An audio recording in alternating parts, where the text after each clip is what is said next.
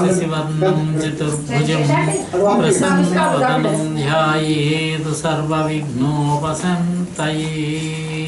వసుదేవసుతం దేవం కంసచాణూరమర్దనం దేవకీ పరమానందం కృష్ణం వందే జగద్గురుం. శ్రీ గురుభ్యో నమః. సభాయే నమః. శ్రీమద్భాగవతం 10వ స్కంధం 2వ భాగంలోకి వచ్చాం. మొదటి భాగంలో శ్రీకృష్ణుడు వివాహం చేసుకున్నటువంటి సందర్భాలన్నీ కూడా చెప్పారు. శ్రీకృష్ణుడు 8 మంది భార్యలను వివాహం చేసుకున్నాడని చూసాము. అందులో నాగజితి అని ఒక ఆమె ఉన్నది. నగనజిత్తు యొక్క కుమార్తె ఆవిడ.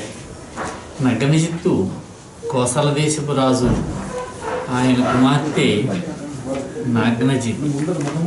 ఈమె వివాహానికి సంబంధించినటువంటి విశేషం కనుక చూసినట్లయితే, నాగ్నజితి శ్రీకృష్ణ పరమాత్మ యొక్క లీలా విశేషాలను విని ఆయనను వివాహం చేసుకోవాలని కోరుకున్నదట.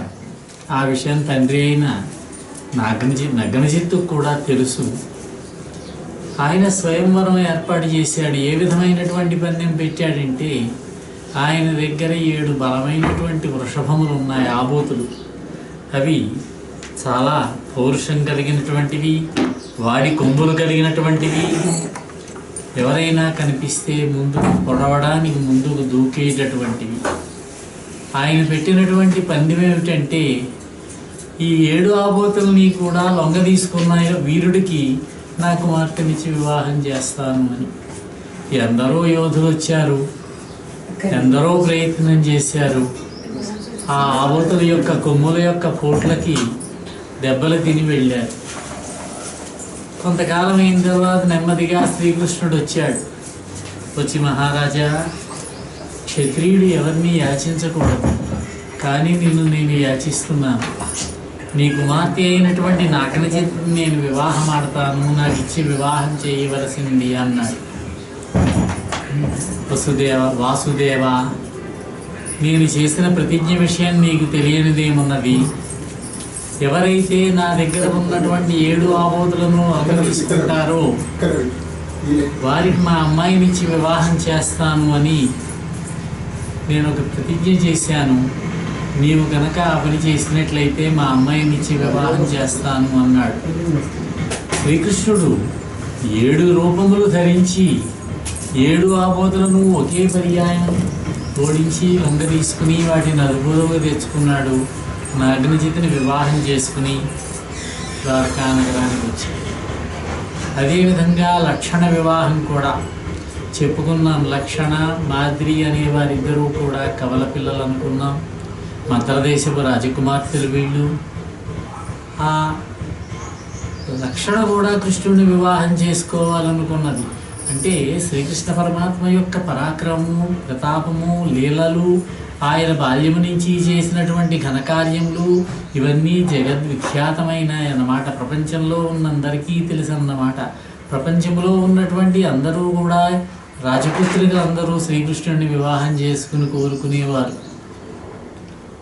ఆ లక్షణ వివాహం ఆడాలనుకుంటే ఆమె తండ్రి అయిన మద్రదేశపు రాజు ఒక మత్స్యంత్రాన్ని పెట్టాడు. అర్జునుడి ద్రౌపది వివాహ సందర్భంగా చూసే మత్స్యంత్రం ఇక్కడ కూడా పెట్టాడంటే శ్రీకృష్ణుడు కూడా మత్స్యంత్రాన్ని ఛేదనం చేశాడు. ఎందరో రాజులు వచ్చారు, మత్స్యంత్రాన్ని ఛేదించాడు. రాజులంతా కూడా ఆవేశంతో ఆయన మీద దాడికి దిగారు. ఇందాక నగ్నజితి వివాహంలో కూడా చూసామది. రాజులందరూ వచ్చినటువంటి రాజులు కృష్ణుడి మీద దాడికి వస్తే వారందరినీ ఓడించాడు. స్వయంవరంలో ఉన్నటువంటి లక్షణం ఏమిటంటే, ఏ పందెమైతే పెడతారో ఆ పందెాన్ని గెలవాలి, 1వ పని. 2వ పని, మిగిలినటువంటి రాజులు, స్వయంవరానికి వచ్చినటువంటి రాజులు ఎవరైనా, రాజకుమారులు ఎవరైనా కనుక యుద్ధానికి దిగినట్లయితే వాళ్ళందరినీ కూడా ఓడించగలగాలి. ఈ విధంగా కృష్ణుడు రాజులందరినీ ఓడించి లక్షణను తీసుకొచ్చాడు, వివాహం చేసుకున్నాడు. ఈ విధంగా శ్రీకృష్ణ పరమాత్మకి 8 మంది పట్టప్రాణులు అనుకున్నాము.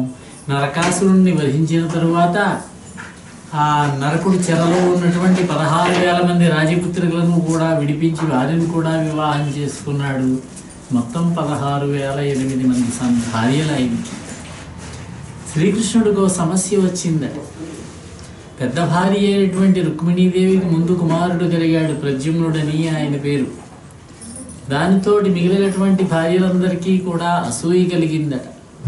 మాకు కూడా పుత్రులు కావాలి, అందులో ముఖ్యంగా జాంబవతి. ఇందాక వచ్చింది ఆ విషయం.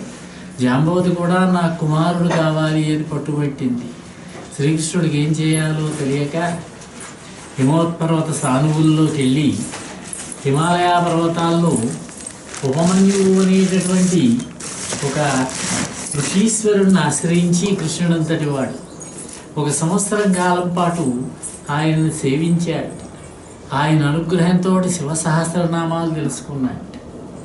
ఈ శివసహస్రనామాలు పరమేశ్వరుడి నుంచే వచ్చే శివుని యొక్క నామాలు. మహాభారతంలో అనుశాసనిక పర్వంలో ఈ శివసహస్రనామాలు వస్తాయి. అనుశాసనిక పర్వంలో విష్ణు సహస్రనామాలు ఉన్నాయి. మనం ఈ రోజునే పారాయణ చేశారు. ఆ విష్ణు సహస్రనామాలు మహాభారతంలో అనుశాసనిక పర్వంలోనివి. వ్యాస మహర్షి సంకలనం చేసినటువంటివి. అవి అంతకు ముందే ఉన్నాయి అంతరిక్షంలో, విశ్వంలో.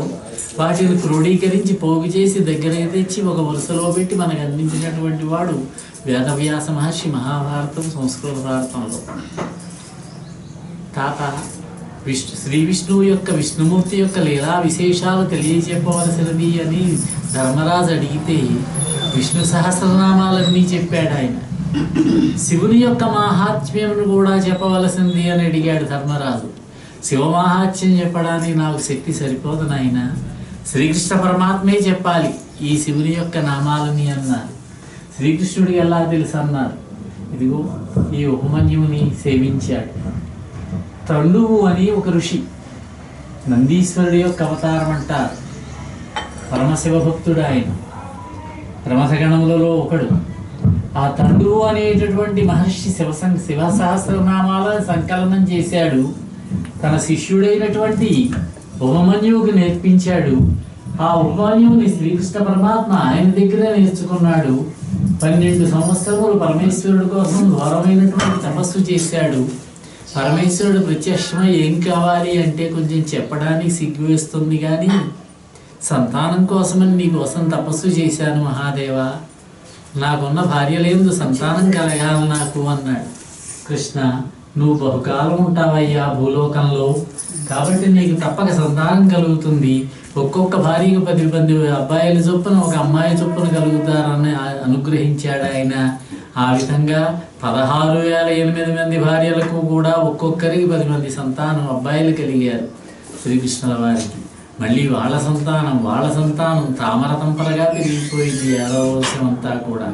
ఒక్క శ్రీకృష్ణుడే కాదు, మిగిలినటువంటి యాదవ ప్రముఖులంతా కూడా బహుభార్యావంతులే, మద్యపాన లోలులే. వాళ్ళంతా కూడా చాలా భోగలాలసతోటి అధిక సంఖ్యలో భార్యలతోటి గడిపిన వారు. ఈ యాదవులందరినీ కూడా ఒకేసారి మోసల పర్వంలో సముద్ర తీరంలో తామరతో ఆ తుంగకాడలు ఉన్నాయి, వాటితోటి దర్భలంటాం, ఆ తుంగకాడలతో కొట్టుకుని మరణించేటటువంటి ఏర్పాటు చేశాడు. అది శ్రీ మహావిష్ణువు యొక్క లీలా విశేషమే, శ్రీకృష్ణ పరమాత్మ యొక్క లీలా విశేషమే. ఇంకా ఇంకొక విషయం చూసినట్లయితే సత్రాజిత్తు మహారాజు గారి గురించి చూసాము. ఆయన సూర్యభక్తుడు, సూర్యోపాసన చేశాడు, శమంతకమణిని సంపాదించుకున్నాడు. రోజుకి 8 బారువులు బంగారం పెడుతుందట ఆ శమంతకమణి. అందరికన్నా దాని మీదే ఉండేది. శ్రీకృష్ణుడు ఒకసారి అడిగాడు కూడా, సరదాపడి ముచ్చటపడి, ఇవ్వలేదు సత్రాజిత్, ఆయన దగ్గరే పెట్టుకున్నాడు. ఈ శమంతకమణిని ఏదో ఒక విధంగా అపహరించాలని చెప్పి అక్రూరుడు, ఇందాక వచ్చిన ఆయన భోజావంశం వాడు, అలాగే కృతవర్మ, ఆయన యదువంశ ప్రముఖుడే. ఆ కృతవర్మ తమ్ముడు శతధన్వుడు. అక్రూరుడు కృతవర్మ కలిసి అతని కృతవర్మ తమ్ముడైనటువంటి శతధన్వుడిని రెచ్చగొట్టారు. ఏదో ఒక విధంగా మోసం చేసి సత్రాజిత్తు దగ్గర ఉన్నటువంటి శమంతకమణిని తీసుకురా అని కొంచెం ఆవేశపరుడు అతను. రాత్రి సమయంలో వెళ్ళాడు. మంచి గాఢ నిద్రలో ఉన్నటువంటి సత్రాజిత్తు తల నరికాడు, శమంతకమణిని తీసుకొచ్చాడు. వీడు కంగారు పడ్డారు, ఏమయ్యా కొంప ముంచేసావయ్యా నువ్వు, నిన్ను శమంతకమణిని అపహరించి తెమ్మన్నా కానీ సత్రాజిత్తును వధించమనలేదు, వధించావు నువ్వు. సత్రాజిత్తును వధిస్తే కృష్ణుడికి కోపం వస్తుంది, కృష్ణుడికి మామగారేగా ఆయన సత్యభామ తండ్రి, కాబట్టి నువ్వు చాలా ఇబ్బంది పడతామని ఇప్పుడు అన్నారు. ఏం చేయాలన్నారు. దాంతో అక్రూరుడి దగ్గర ఆ శమంతకమణిని ఉంచి ఈ శతధనుడు పారిపోయాడు సైన్యంతో. సత్యభామ గొడవ పెట్టింది, ఏమండి మీరేమైనా సరే మా నాన్నగారిని వధించినటువంటి వాళ్ళని వధించి ఆ శమంతకమణిని తెండని గొడవ పెడితే ఇక కృష్ణుడు బయలుదేరాడు, శతధనుడిని పట్టుకుని వధించాడు. ఈ విధంగా యాదవులు కొంచెం కలతలు, వారిలో వాళ్ళకి భేదాభిప్రాయాలు, తగవలాటలు ఉంటూ ఉండేవి. వారందరినీ కూడా ఒక తాటి మీదకి తీసుకొచ్చి వాళ్ళని అదుపులో పెట్టినటువంటి వాడు శ్రీకృష్ణ పరమాత్మ. చాలా కాలం చేశాడు. అలాగే వృద్ధాప్యం వచ్చే వరకు కూడా ఆయన అదుపాజ్ఞలలోనే ఉండేవారు కృష్ణుడంటే భైవి వాళ్ళందరికీ కూడా. ఈ శమంతకమణి అక్రూరుడి దగ్గర ఉండిపోయింది. కృష్ణుడు వచ్చి అడిగాడు, ఏమయ్యా శమంతకమణి ఉంది కదా, నువ్వు చక్కటి కార్యక్రమాలు నిర్వహిస్తున్నావు, అలాగే కానీ అన్నాడు. శమంతకమణి తీసుకోలేదు, అక్రూరుడి దగ్గరే ఉండిపోయింది. అదే శమంతకమణి కాలక్రమేణా కోహినూరు వజ్రం అన్నారు దాని పేరు మార్చి. ఆ కోహినూరు వజ్రమే బ్రిటిష్ మ్యూజియంలో, లండన్లో మ్యూజియంలో ఉన్నదట ఇప్పుడు.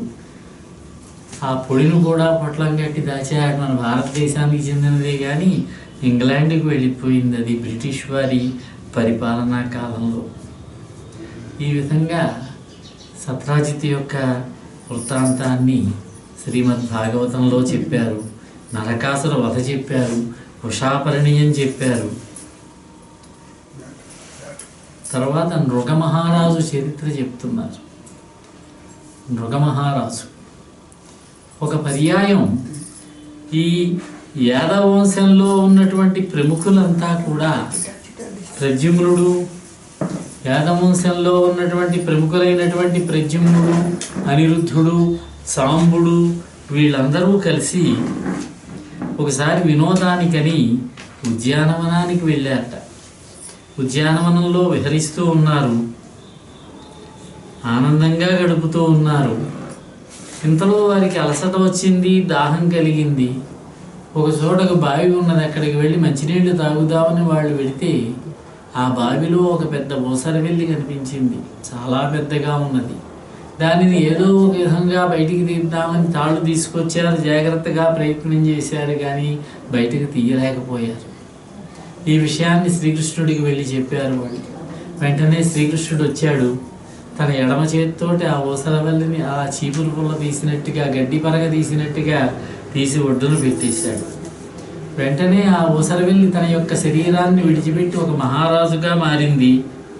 కృష్ణుడికి తెలిసి ఈ విషయం, ఆయన ఎవరో తెలుసు, ఆయన చరిత్ర ఏమిటో తెలుసు, కానీ మిగతా వాళ్ళందరికీ తెలవడం కోసమని, ఎవరయ్యా నువ్వు, ఎందుకు ఇలా నువ్వు ఊసరవెల్లిలాగా ఉన్నావు, నువ్వు అసమానమైనటువంటి కీర్తిని గడించి మహనీయమూర్తిలాగా ఉన్నావు, అటువంటి నీకు ఈ ఊసరవెల్లి రూపం ఎలా వచ్చింది, ఏ విధంగా నువ్వు ఈ నూతిలో పడి ఉన్నావు, ఆ వృత్తాంతం అంతా కూడా చెప్పవలసింది అన్నాడు.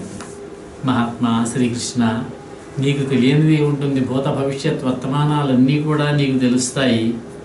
అయినా సరే నీవు అడిగావు కాబట్టి, చెప్పాలి కాబట్టి చెబుతూ ఉన్నాను.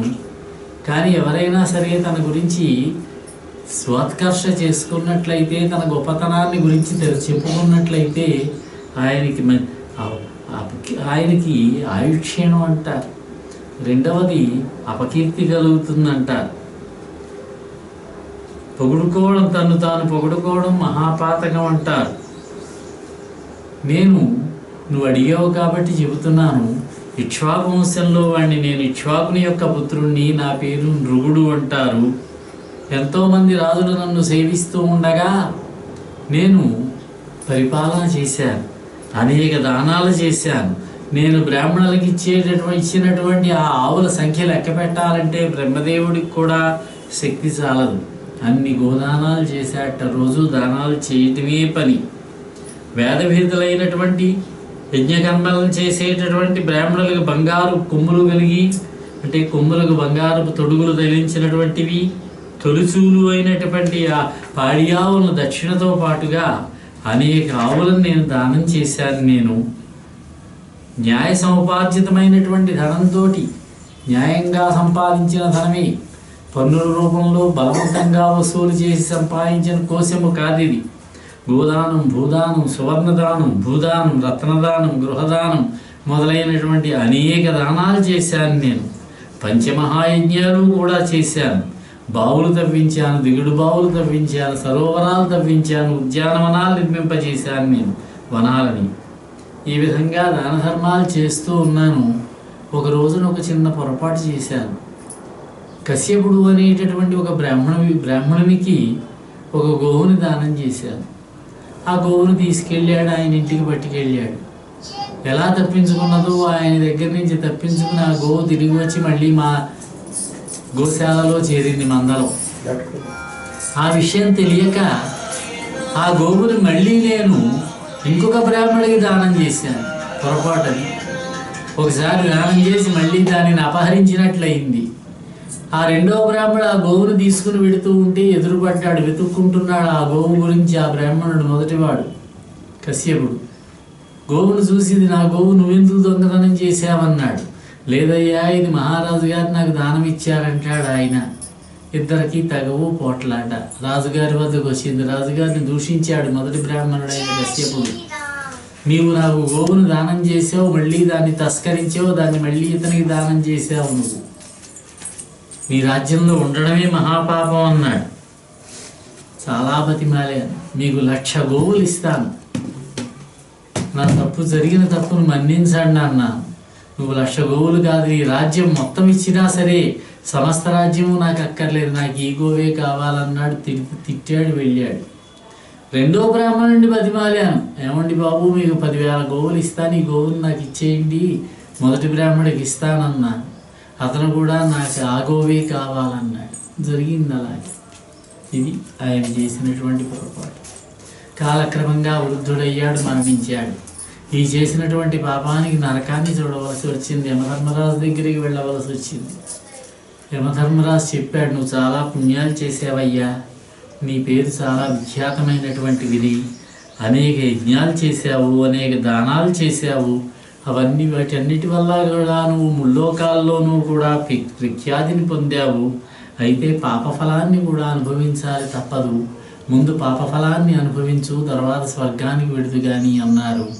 ఆ విధంగా నేను వచ్చి భూలోకంలోకి వచ్చి ఈ నూతిలో పడ్డాను.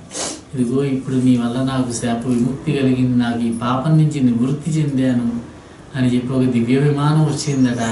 ఆ విమానంలో అందరూ ఆశ్చర్యపడుతుండగా ఆ మహారాజు గారు స్వర్గానికి వెళ్ళాడు. అప్పుడు శ్రీకృష్ణుడు అక్కడ ఉన్న వాళ్ళందరికీ చెబుతూ ఉన్నాడు, రాజకులం అనేటటువంటి అరణ్యాన్ని దహించేటటువంటి అగ్నిజ్వాల బ్రాహ్మణుల యొక్క ధనం, నరనాథుల యొక్క ఐశ్వర్యం అనేటటువంటి సముద్రాన్ని ఇంకించేటటువంటి వడబానలం బ్రాహ్మణుల యొక్క క్షేత్రం, భూమిపతుల యొక్క సంపద అనేటటువంటి పర్వతాలకు భూసుల ధనం వజ్రాయుధం వంటిది. పొరపాటును కూడా బ్రాహ్మణుల యొక్క ధనాన్ని అపహరించకూడదు రాజైనటువంటి వాడు. జగత్పతుల కీర్తి అనేటటువంటి వెన్నెలను తొలగించేటటువంటి సూర్యోదయం విప్రుల యొక్క సంపద. బ్రాహ్మణుల ధనం కంటే విషం మేలు, బ్రాహ్మణుల ధనం కంటే కూడా విషం మంచిదట. విషానికి విరుగుడుంది, కానీ బ్రాహ్మణుల యొక్క ధనాన్ని అపహరించినట్లయితే దానికి ఏ విధమైనటువంటి ప్రాయశ్చిత్తము కూడా లేదు. అందుచేత రాజులైనటువంటి వాడు బ్రాహ్మణుల యొక్క ధనాన్ని పొరపాటును కూడా అపహరించకూడదు. అజ్ఞానం చేత కానీ బ్రాహ్మణుల యొక్క ధనాన్ని రాజు అపహరించకూడదు. తెలియక అగ్నిని ముట్టుకుంటే శరీరం కాలకుండా ఉంటుందా? తెలిసి చేసినా తప్పు తప్పి దాని ఫలితాన్ని అనుభవించవలసినదే. పరుల వల్ల తన ధనాన్ని కోల్పోయినటువంటి బ్రాహ్మణుడు బాధపడతాడు, చూసారా నాకు ధనం నష్టమైంది, ఫలానా వారి వల్ల ధనాన్ని నష్టపోయాడని. అప్పుడు ఆయన కంటి నుంచి వచ్చినటువంటి కన్నీటి ధారాల వల్ల భూమి మీద ఎన్ని రేణువులు తడుస్తాయో అన్ని వేల సంవత్సరాలు ఆ రాజ్యాన్ని పరిపాలించేటటువంటి రాజు కుంభీపాక నరకంలో పడిపోతాడట. అందుచేత బ్రాహ్మణుడికి దుఃఖాన్ని కలగజేయకూడదన్నాడు. ఇది శ్రీకృష్ణుల వారు చెబుతున్న మాటలు ఇవి. ప్రద్యుమ్నుడు మొదలైనటువంటి యాదవ ప్రముఖులకు చెబుతున్నారు ఆయన. అతనికి అంతేకాదు, అతడు అన్ని సంవత్సరాలు నరకంలో పడడమే కాదు, అతనికి ముందు వాళ్ళు 10 తరాలు, తర్వాత వాళ్ళు 10 తరాలు కూడా నరక వేదనలు పొందవలసి వస్తుందట. స్వదత్తమైనా సరే పరదత్తమైనా సరే బ్రాహ్మణుల నుంచి వచ్చినటువంటి ధనధాన్యాలను రాజు దుశ్శీలుడై ఆశించకూడదు. ఆ విధంగా ఆశించినటువంటి పాపాత్ముడు 60,000 సంవత్సరాలు బాధలు పడవలసి వస్తుంది. ఈ విషయాన్ని తెలుసుకోవాలి. బ్రాహ్మణుడు ఎంత తప్పు చేసినా సరే, ఆయన మనని కొట్టినా తిట్టినా సరే ఆయనకి ఎదురు చెప్పకూడదు, వినయంతో నమస్కరించాలి. అటువంటి వారే పుణ్యాత్ములు అవుతారు. అటువంటి వారే నా అనుగ్రహాన్ని పొందుతారు. పరమాత్మ అనుగ్రహాన్ని పొందాలంటే బ్రాహ్మణ భక్తి కలిగి ఉండాలట. నేను కూడా శ్రీకృష్ణ పరమాత్మ కూడా ఏ రోజు కూడా సంధ్యావందనం మానలేదు. ఏ రోజు కూడా అగ్ని కార్యం చేయడం, అగ్నిని సేవించడం మానలేదు. అందుచేతనే నేను వినయంతో ప్రతిరోజు కూడా బ్రాహ్మణులను పూజిస్తాను అన్నాడు. సంధ్యావందనము అగ్ని కార్యము అయ్యాక బ్రాహ్మణులను పూజించి వారికి అనేక దానాలు చేసేవాట. ప్రతిదినము కూడా శ్రీకృష్ణ పరమాత్మ, శ్రీరాముడు అంతే. వారు ఎందుకు చేసేవారంటే వారు చేస్తే ప్రజలంతా వారిని అనుసరిస్తారని. మనం గనక ఒక కార్యం చేస్తే మనల్ని మిగిలిన వారంతా అనుసరించి వారు కూడా చేస్తారని. వాళ్ళు చేశారుగా మనం ఎందుకులే అనుకుంటాం మనం. అలా కాకుండా దానికి వ్యతిరేకంగా కనుక ప్రవర్తించేటటువంటి తామస గుణం కలిగిన వాళ్ళని నేను ఎక్కడున్నా సరే వెదికి వాళ్ళని దండిస్తాను. తామస గుణం ఉన్న వాళ్ళే రాక్షసులు. ఆ రాక్షసులను వెదకి దండిస్తానన్నాడు. అందుచేత మీరంతా కూడా బ్రాహ్మణుల పట్ల భక్తిభావంతో ఉండండి అని తన వారందరికీ చెబుతున్నాడు శ్రీకృష్ణుడు. ఈ విధంగా ధర్మబోధన చేశాడు. యాదవులు సేవిస్తూ ఉండగా అంతఃపురంలోనికి ప్రవేశించాడు. ఇది మృగమహారాజ్ చరిత్ర. తర్వాత ఒక పర్యాయం బలరాముడు వరేపల్లికి వెళ్ళాలనిపించింది. చాలా కాలం అయిపోయింది. చిన్నప్పుడు ఎప్పుడో 12 సంవత్సరములు 13 సంవత్సరములు వయస్సులో ఉండగా విడిచిపెట్టి వచ్చేసారు బృందావనాన్ని. ఆ తర్వాత మళ్ళీ ఇప్పటి వరకు వెళ్ళలేదు. వివాహాలు అయ్యాయి, కొడుకులు పుట్టారు, మనవలు పుట్టారు, కానీ ఇంతవరకు వెళ్ళలేదు. తన బంధుమిత్రులందరినీ కూడా చూసి రావడం కోసం సువర్ణ రథం ఎక్కాడు. మంచి అందమైనటువంటి బంగారు రథాన్ని ఎక్కాడు. వరేపల్లికి వెళ్ళాడు. అందరూ కూడా అతన్ని సాదరంగా ఆహ్వానించారు. ఎంతో కాలంగా స్నేహ సాంగత్యాలు కలిగి ఉండడం వల్ల గోపికలు గోపాలులు అతన్ని ఆలింగనం చేసుకున్నారు. తగిన మర్యాద చేశారు. అందరి గౌరవాల్ని అందుకున్నాడు. యశోదకి నందుడికి నమస్కారం చేశాడు. వారు కూడా సంతోషించారు, కౌగిలించుకున్నారు, దీవెనలు ఇచ్చారు, దగ్గరికి తీసుకున్నారు. యశోద అయితే ఒళ్ళంతా తడిమి చూసి ఆనందాన్ని పొందింది. బలరామ, నువ్వు నీ తమ్ముడు కృష్ణుడు క్షేమంగా ఉన్నారు కదా, మమ్మల్ని మీరే రక్షించాలి, మాకు మీరే ఆధారం. ఇంక యశోదకి నందుడికి వేరే సంతానమే ఉంది కృష్ణుడు తప్ప. మీరు కాక మరి ఎవరున్నారయ్యా మమ్మల్ని రక్షించడానికి అన్నారు. అక్కడ గోపాలులు కూడా గృహకృత్యాలు కూడా వదిలిపెట్టేసి ఆనందంగా వచ్చి బలరాముణ్ణి పలకరించారు, పాద నమస్కారాలు చేశారు. వాళ్ళందరినీ కూడా యథోచితంగా గౌరవించాడు బలరాముడు. గుర్తుపెట్టాడు, మాట్లాడాడు. బాల్య స్నేహితులందరితోటి చిన్నతనంలో తనతో కలిసి ఆడుకున్నటువంటి గోపబాలులందరినీ కలిశాడు. అందరితోటి గడిపాడు.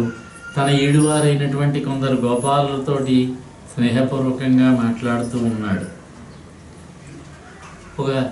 అక్కడ గోపకాంతలంతా వచ్చారు. ఒక ఏకాంత స్థలానికి వెళ్ళారు. బలరాముడితో కూర్చుని మాట్లాడుకున్నారు. గోపకాంతలంతా ఆనందంగా గడిపారు. బలరాముడితో శ్రీకృష్ణుడి విశేషాలన్నీ కూడా తెలుసుకున్నారు.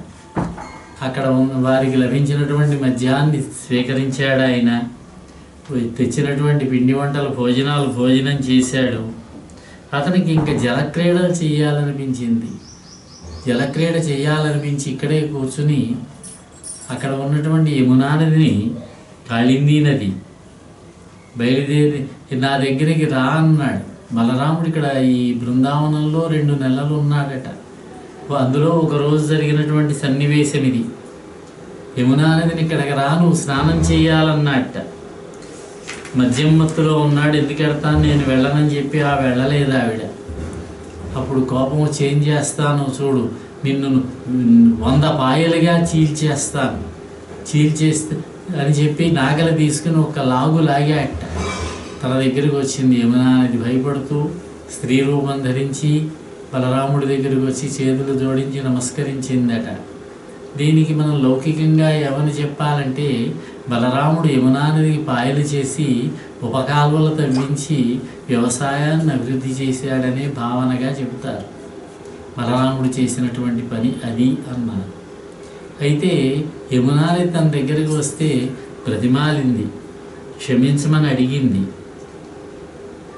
సరేలే, తన శక్తి సామర్థ్యాలతోటి ఈ భూభారాన్ని భరిస్తున్నటువంటి ఆదిశేషుడు కూడా నీ అంశకు చెందినవాడి, నీ విక్రమం మామూలు వాళ్ళు తెలుసుకోగలరా? నీ భుజబలం అసామాన్యమైనదని స్తుతి చేసింది. నీ పాదపద్మాలను ఆశ్రయించినటువంటి నన్ను కరుణించు అన్నది. ఆ యమునా నది నీవు పూర్వంలాగే ప్రవహించు అన్నాడు బలరాముడు. ఆ విధంగా బలరాముడు రేపల్లెలో గడిపాడు. ఈలోగా శ్రీకృష్ణుడు కరూస దేశపు రాజు అయినటువంటి పౌండ్రకుడు అనేటటువంటి రాజుతోటి యుద్ధం చేయవలసి వచ్చింది. పౌండ్రక వాసుదేవుడు అన్నారు అతన్ని. అతని పేరు కూడా వాసుదేవుడే. నేనే అసలు వాసుదేవుడిని అంటాడు. వసుదేవుడు కొడుకు నా పేరు పెట్టుకున్నాడు అంటాడు. ఆయన కూడా ఒక చక్రం తయారు చేయించుకున్నాడు, ఒక శంఖాన్ని ఎక్కడో సంపాదించాడు, ఒక పిల్లని గురువు కొత్తది కొనుక్కున్నాడు, పచ్చటి వస్త్రములు ధరిస్తాడు శ్రీకృష్ణుడిలాగే, తలలో నెమలిపించం పెట్టు తిరుగుతాడు. నేనే అసలైనటువంటి యాదవుణ్ణి, అసలైనటువంటి వాసుదేవుణ్ణి, నేనే, అతనే డూప్లికేట్ అంటాడు.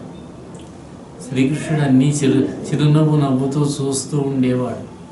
ఒక రోజున తన యొక్క భటుడిని పంపించాడు, తన యొక్క దూతని పంపించాడు శ్రీకృష్ణుడి దగ్గరికి.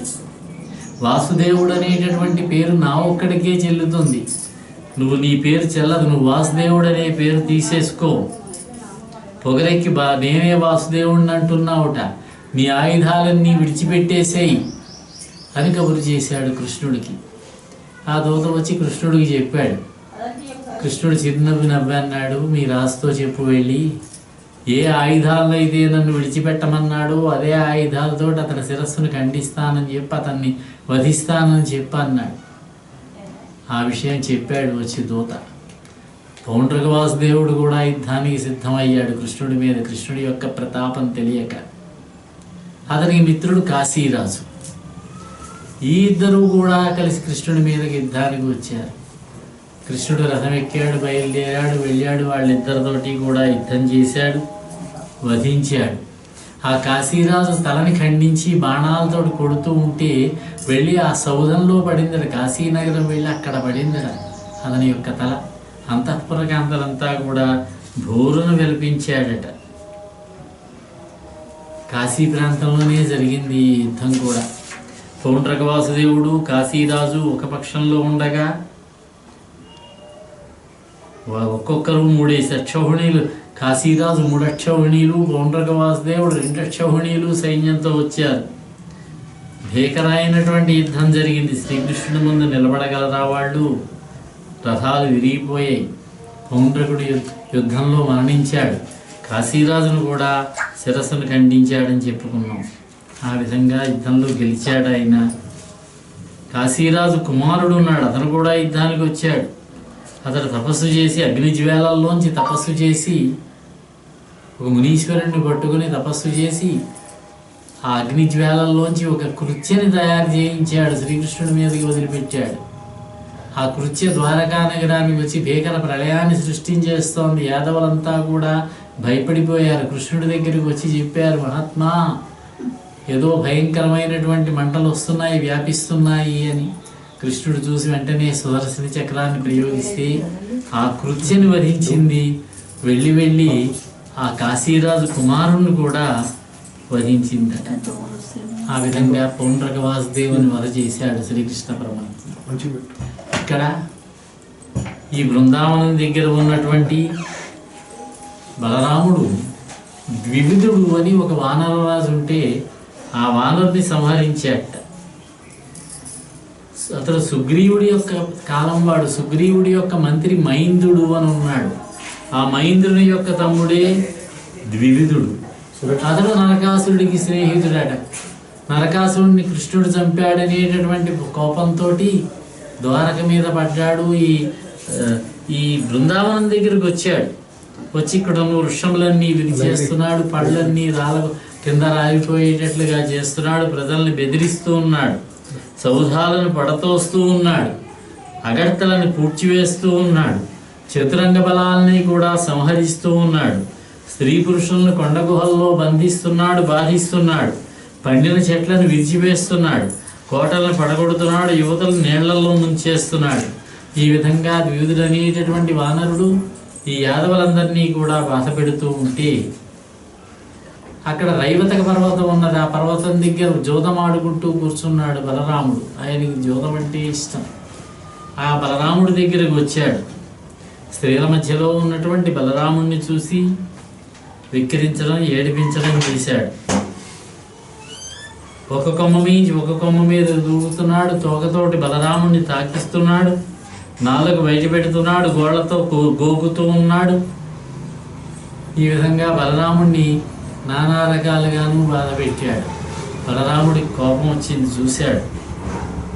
బలరాముడి దగ్గర ఉన్నటువంటి ఒక కళ్ళు పాత్ర ఉంటే దాన్ని తీసుకెళ్ళి చెట్టు కొమ్మ మీదకి ఎక్కి దాన్ని అక్కడి నుంచి కిందకి విసిరాడు, పగలగొట్టాడు ఆ కొండని. ఈ విధంగా కోతి చేష్టలు చేస్తున్నాడు. బలరాముడిని లక్ష్య పెట్టకుండా అందరి వస్త్రాలు చించివేస్తున్నాడు. బలరాముడికి కోపం వచ్చింది ఇదంతా చూసి. ఇక ప్రజలను బాధిస్తున్నాడు ఈ వానరుడు. ఇతని యొక్క సంగతి చూడాలి అని చెప్పి ఆలోచించి హలాయుధాన్ని ధరించాడు, నాగలిని. ద్వివిధుడిని అదిలించాడు ముందు. ఆ వానరు కూడా మహాపరాక్రమంతో ఓ చెట్టును విరిచి చెట్టును బలరాముడి మీదకి విసిరాడు. బలరాముడిని కొట్టాడు ఆ చెట్టుతోటి. బలరాముడికి చెట్టు వచ్చి తగిలింది. కర్ర దెబ్బ తిన్నటువంటి పాములాగా ఒక్కసారి విజృంభించిన వాడై బలరాముడు రోకలతోటి ద్వివిధుడిని కొట్టాడు. బలరాముడి కొట్టినటువంటి దెబ్బకి ఆ ద్వివిధుడి శరీరం నుంచి రక్తం స్రవించిందట. వాడు ఎర్రగా తయారైపోయాడు కారుతున్నటువంటి రక్తంతో. క్షణకాలం మూర్చిపోయాడు, మళ్ళీ తెప్పరిల్లాడు. ఓ పెద్ద చెట్టును పెరిగాడు, దాంతో బలరాముడిని మళ్ళీ కొట్టాడు. బలరాముడు ఆ వృక్షాన్ని ముక్కలుగా చేసేసాడట. ఈ వానరుడు పట్టు విడవకుండా ఒక్కొక్క చెట్టుని విరుస్తున్నాడు, పీకుతున్నాడు, విసురుతున్నాడు. బలరాముడు వాటన్నిటినీ కూడా ముక్కలుగా చేస్తూ ఉన్నాడు. ఇంకా వీలు కాలేకపోతే రాళ్ళు తీసుకొచ్చి రాళ్లతోటి రాళ్ల వర్షం కురిపించాడు. బలరాముడు ఆ రాళ్ళన్నిటినీ కూడా తన యొక్క రోకలి ఆయుధంతో ముక్కల కింద విరిచి పొడి చేసేసాడట. ఇక బలరాముడితోటి ముష్టి యుద్ధానికి దిగాడు. చేతులతో చేసేటటువంటి యుద్ధం. పిడుగులాంటి పిడికిటితోటి పొడుస్తున్నాడు బలరాముడిని. బలరాముడు తన చేతిలో ఉన్న రోకలి, నాగలి పక్కన పెట్టాడు, విజృంభించాడు. ఆ ద్వివిధుడితోటి భీకరంగా మల్ల యుద్ధం చేశాడు. వాడి యొక్క ముక్కులోంచి చెవుల్లోంచి రక్తం ప్రసరించి కింద పడి మరణించాడు, ప్రాణాలు విడిచాడు ఈ ద్వివిధుడు అనేటటువంటి వానరుడు. ఇదే విధంగా బలరాముడు ఒకసారి హస్తినాపురం మీదకి దాడికి వెళ్ళవలసి వచ్చింది. ఆ వృత్తాంతం కూడా భాగవతంలో చెప్పారు. శ్రీకృష్ణుడి యొక్క భార్య జాంబవతి కుమారుడు సాంబుడు, అంతవరకు మనకు తెలుసు. ఆ సాంబుడు సాక్షాత్తు శ్రీకృష్ణుడిలాగే ఉంటాడని కూడా అనుకున్నాం. చాలా సౌందర్యవంతుడిగా ఉంటాడు. శ్రీకృష్ణుడిని అతన్ని పక్కన పెడితే ఒకలాగే ఉంటారట. దుర్యోధన మహారాజు మనకందరికీ తెలుసున్నవాడే. కౌరవ మహారాజు, ఆయనకు ఒక కుమార్తె ఉన్నది, లక్ష్మణ ఆవిడ పేరు. ఆ అమ్మాయికి స్వయంవరం ప్రకటించాడు. ఆ స్వయంవరానికి సాంబుడు వెళ్ళాడు. సాంబుడు వెళ్ళి వాళ్ళందరినీ ఓడించి ఎత్తుకుని తీసుకొస్తున్నాడు. దుర్యోధనుడు వాళ్ళు బయలుదేరి యుద్ధానికి వచ్చారు. భీష్ముడు కూడా వచ్చాడు. వచ్చి సాంబుడి మీద యుద్ధం చేయడం ప్రారంభించాడు.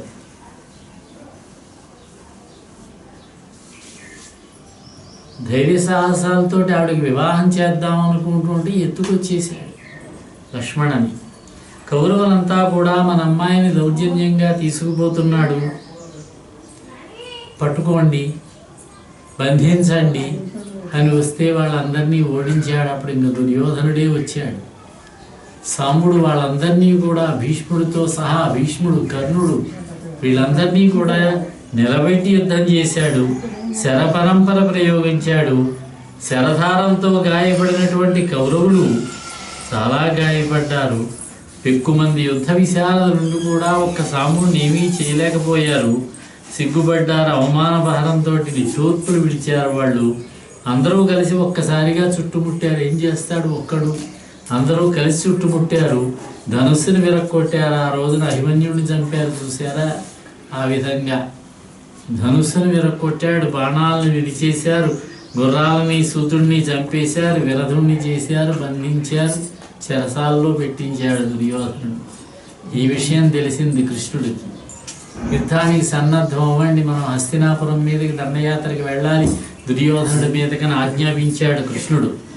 యాదవీరులంతా కూడా సన్నద్ధమైపోయారు యుద్ధానికి. అప్పుడు బలరాముడు చెప్పాడు, మనం యుద్ధానికి వెళ్ళవద్దు. ఎందుచేతనంటే కౌరవులు మనకి బంధువులు, వాళ్ళతో మనం యుద్ధం పెట్టుకోకూడదు, సామరస్యంగానే తేల్చుకోవాలి. నేను బయలుదేరి పెడతాను, వెళ్ళి వాళ్ళ అమ్మాయిని మన అబ్బాయికి ఇచ్చి వివాహం చేయమని అడుగుతాను సామోపాయంతో. వింటారా? వింటారు. లేకపోతే అప్పుడు సంగతి వాళ్ళని చూసుకుందాం. నేను వెళ్ళొస్తానని చెప్పి కొద్దిమంది సైనికులను తీసుకుని వెళ్ళి ఆ హస్తినాపురానికి బయట ఉన్నటువంటి ఒక తోటలో విడిది చేసి ఉద్ధవుణ్ణి పంపించాడు రాజుగారి దగ్గరికి. కబురు చేశాడు. ఉద్ధవుడు వచ్చి ధృతరాష్ట్ర మహారాజుకి బలరాముడు చెప్పమన్నటువంటి మాటలన్నీ కూడా చెప్పాడు. భీష్ముడికి ధృతరాష్ట్రుడికి మీ పట్టణానికి వచ్చాడు. మీ పట్టణం బయట ఉన్నటువంటి ఉపవనంలో బలరాముడు విడిది చేసి ఉన్నాడు అనేసరికి వాళ్ళంతా ఆనందించారు, సంతోషించారు, బయలుదేరారు, వచ్చారు, బలరాముడిని కలిశారు. కుశల ప్రశ్నలు అయ్యాయి. దుర్యోధనుడితో అంటున్నాడు, మా మహారాజు అయినటువంటి ఉగ్రసేనుని యొక్క ఆజ్ఞని మీరు ఉల్లంఘించారు, మన్నించాలి, మీరు తప్పదు. ఇంతమంది సేనాధిపతులు ఒక్కటే ఒక చిన్నవాడైనటువంటి సాంబుడిని మీరు బంధించేశారు, అది తప్పది. అయినా సరే మా మహారాజు బంధుక్షేమాన్ని కోరి మీతోటి బంధుత్వాన్ని చేసుకోవాలనుకుంటున్నాడు, మీరు చేసినటువంటి తప్పును మన్నించాడు అనేసరికి దుర్యోధనుడికి కొంచెం కోపం వచ్చింది. కోపం వచ్చి ఒకప్పటి శిష్యుడే బలరాముడు కృష్ణుడితో కలిసి మిథిలా నగరం వైపుకు వెళ్ళినప్పుడు ఆ మిథిలలో జనకుణ్ణి నేను కలిసి వస్తాను అని జనక మహారాజు దగ్గరికి వెళ్ళి గౌరవించిన జనక మహారాజు దగ్గర కొంతకాలం ఉండొచ్చాడు బలరాముడు. అప్పుడు దుర్యోధనుడు మిథిలకు వచ్చి బలరాముడి దగ్గర గదాయుద్ధ విశేషాలన్నీ కూడా తెలుసుకున్నాడు, నైపుణ్యాన్ని సంపాదించాడు దుర్యోధనుడు. కాలవైపరీత్యం ఈ విధంగా ఉందా అన్నాడు దుర్యోధనుడు. కాళ్ళకు తొడిగే చెప్పులు తల మీదకి ఎక్కాయా అన్నాడు. గురువు గారు అయినా సరే బలరాముని లెక్క చేయకుండా దుర్యోధనుడు గర్వంతో మాట్లాడాడు. బంధువులు కదా అని చెప్పి గౌరవిస్తూ ఉంటే యాదవులు పేరు ప్రఖ్యాతులు గడించి తమకు యోగ్యం కానటువంటి ఛత్రచామరాలను ధరిస్తూ ఉన్నారు. వీళ్ళంతా కూడా పోనీలెమ్మని మనం ఉపేక్షిస్తూ ఉంటే యాదవులు శంఖ కిరీట సింహాసనాది భోగాలను అనుభవిస్తూ ఉన్నారు. ఈ రోజున మాకు ఎదురు సమాధానం చెప్పే స్థితికి వచ్చారా అని చెప్పి నానా మాటలు అని దుర్యోధనుడు అంతఃపురానికి వెళ్ళిపోయాడు. ఇంకా బలరాముడి కోపం నషాళానికి అంటేసింది. ఈ మన యాదవులు కృష్ణుడు మొదలైన వాళ్ళు వెళ్ళి కౌరవులతో యుద్ధం చేద్దామని అంటే నేను వద్దని వారించాను, ఒక్కండి వచ్చాను, ఇలా చేస్తారా? ఈ హస్తినాపురాన్ని గంగానదిలో ముంచేస్తానని చెప్పి హస్తినాపురానికి ఒక పక్కన తన యొక్క నాగలిని దింపి భూమిలోకి పైకెత్తి హస్తినాపురాన్ని పెళ్లగించేశాట. ఆ పట్టణం అంతా కూడా కదిలిపోయింది, భూకంపం వచ్చేటట్టుగా భవనాలన్నీ కూడా కదిలిపోతూ ఉన్నాయట. అప్పుడు హస్తినాపురంలో వాళ్ళంతా కూడా భయపడిపోయారు. భీష్ముడు మొదలైన వాళ్ళు పరుగున వచ్చి బలరాముడి దగ్గరికి వచ్చి ప్రార్థించి, మహాత్మా మీరు మమ్మల్ని అనుగ్రహించవలసింది, ఈ విధంగా మమ్మల్ని మీరు ఇబ్బంది పెట్టకండి, శిక్షించకండి అని బ్రతిమలాడారు. మా లక్ష్మణని మా దుర్యోధను యొక్క కుమార్తె అయినటువంటి లక్ష్మణుని మీ అబ్బాయికి ఇచ్చి వివాహం చేస్తాం, మీకు ఇచ్చి పంపిస్తాం అని చెప్పి ఇచ్చి పంపించారు. అప్పుడు శాంతించాడట ఆ బలరాముడు. హస్తినాపురం ఇవాళకి కూడా చూసినట్లయితే దక్షిణపు వైపున ఎత్తుగా ఉంటుందట, ఉత్తరపు వైపున కొంచెం లోపలికి దిగి ఉంటుందని అక్కడ పెట్టాడు అన్నమాట నాగలి. ఆయన ప్రార్థించేత రామా సమంచిత ముక్తారా ముక్తాదామా యశః కామా ఘనసుధాధామా రుచిస్తోమా జయసీమా జగదభిరామా గుణోద్దామా నిఖిల రాజలలామా. మహాత్మా బలరామా, కీర్తికాముకుడా, మమ్మల్ని రక్షించు. నువ్వు జయశీలివు, నువ్వు సుగుణశాలివి. నీ మహిమ తెలిసి పొగడ్డానికి మేమెంతటి వాడమయ్యా. సర్వానికి కూడా నాయకుడు నువ్వు, ముజ్జగాలకి కూడా క్షేమం కలిగించేవాడివి, బుద్ధిమంతుడివి. మేము అహంకారులం, మమ్మల్ని కాపాడవలసినది. ఈ సమస్త ప్రపంచాన్ని భరించినటువంటి శ్రీకృష్ణుడు నీ అంశే. ఆదిశేషుడు అంశ కృష్ణుడు అంట, విష్ణుమూర్తి అంశ బలరాముడు అంట, అంతా ఒకటే. మళ్ళీ ఆదిశేషుడే శ్రీ మహావిష్ణువు యొక్క అంశ. నీవు ఈ చక్రాయుధునికి అన్నము నువ్వు, నీచ కార్యములకు పాల్పడినటువంటి మమ్మల్ని క్షమించవలసినది అని ప్రార్థన చేశారు. ప్రార్థన చేసి లక్ష్మణునిచ్చి వివాహం చేశారు. సాంబుడిని తీసుకుని ద్వారకా నగరానికి తిరిగి వచ్చాడు బలరాముడు. ఈ విధంగా జరుగుతున్నటువంటి వివాహాలు, అనిరుద్ధుడి వివాహం చూసాం, సాంబుడు వివాహం చూసాం. శ్రీకృష్ణుడు తన యొక్క 16,008 మంది భార్యలతోటి కూడా ఆనందంగా ఉన్నాడు, కాలం గడుపుతూ ఉన్నాడు ద్వారకా నగరంలో. అప్పుడప్పుడు హస్తినాపురానికి, అప్పుడప్పుడు ఇంద్రప్రస్థానికి వెళ్ళి వస్తూ ఉన్నాడు. పాండవులు ఉన్నది ఇంద్రప్రస్థంలో. ఇంద్రప్రస్థ నగర నిర్మాణం చేయించిన వాడు శ్రీకృష్ణ పరమాత్మ. ఒక్కసారి ఆ మహాభారతంలో కథ ఒక్కసారి చూసినట్లయితే, పాండవులని ధర్మరాజుని యువరాజుని చేస్తున్నానన్నాడు. 5 సంవత్సరాల పాటు ఉన్నారు వాళ్ళు. ధర్మరాజు పేరుకే యువరాజు కానీ ప్రజలలో మహారాజుగానే చలామణి అవుతూ ఉన్నాడు. ఎందుచేతనంటే ధృతరాష్ట్రుడు అంధుడు. పాండవులకి మంచి పేరు వస్తూ ఉన్నది. ధర్మరాజు పనుకుని అతని సోదరులైనటువంటి భీమార్జునులు అన్ని దిక్కులకు వెళ్ళి సమస్త రాజులను జయించి కప్పములు తీసుకుని వస్తూ ఉన్నారు. వారిని సామంత సార్వభౌములుగా చేస్తూ ఉన్నారు. దుర్యోధనుడికి అసూయ కలిగింది. నాన్నగారు, ఏదో విధంగా వీళ్ళని మనం తగ్గించకపోయినట్లయితే ధర్మరాజుకు పేరు ప్రతిష్టలు వచ్చేస్తున్నాయి. మిమ్మల్ని నన్ను ఎవరూ లెక్క చేసే పరిస్థితి కనిపించదు ఇంకా కొంతకాలం పోతే అంటే కాదనలేకపోయాడు ఆ వృద్ధరాజు. అప్పుడు ధర్మరాజుని పిలిచి, నాయన, మీ 5 అన్నదమ్ములు మీ తల్లితో కలిసి వారణావతం ఉన్నది, అక్కడికి వెళ్ళవలసినది. అక్కడ కొంతకాలం ఉండి అనేక దాన ధర్మాలు చెయ్యండి, అక్కడ ఉత్సవాలు జరుగుతాయి, చూడండి, ఆనందంగా గడిపిరండి అన్నాడు. ధర్మరాజు పెద్ద తండ్రి గారి ఆజ్ఞ కాదనగలడా, బయలుదేరి వెళ్ళాడు.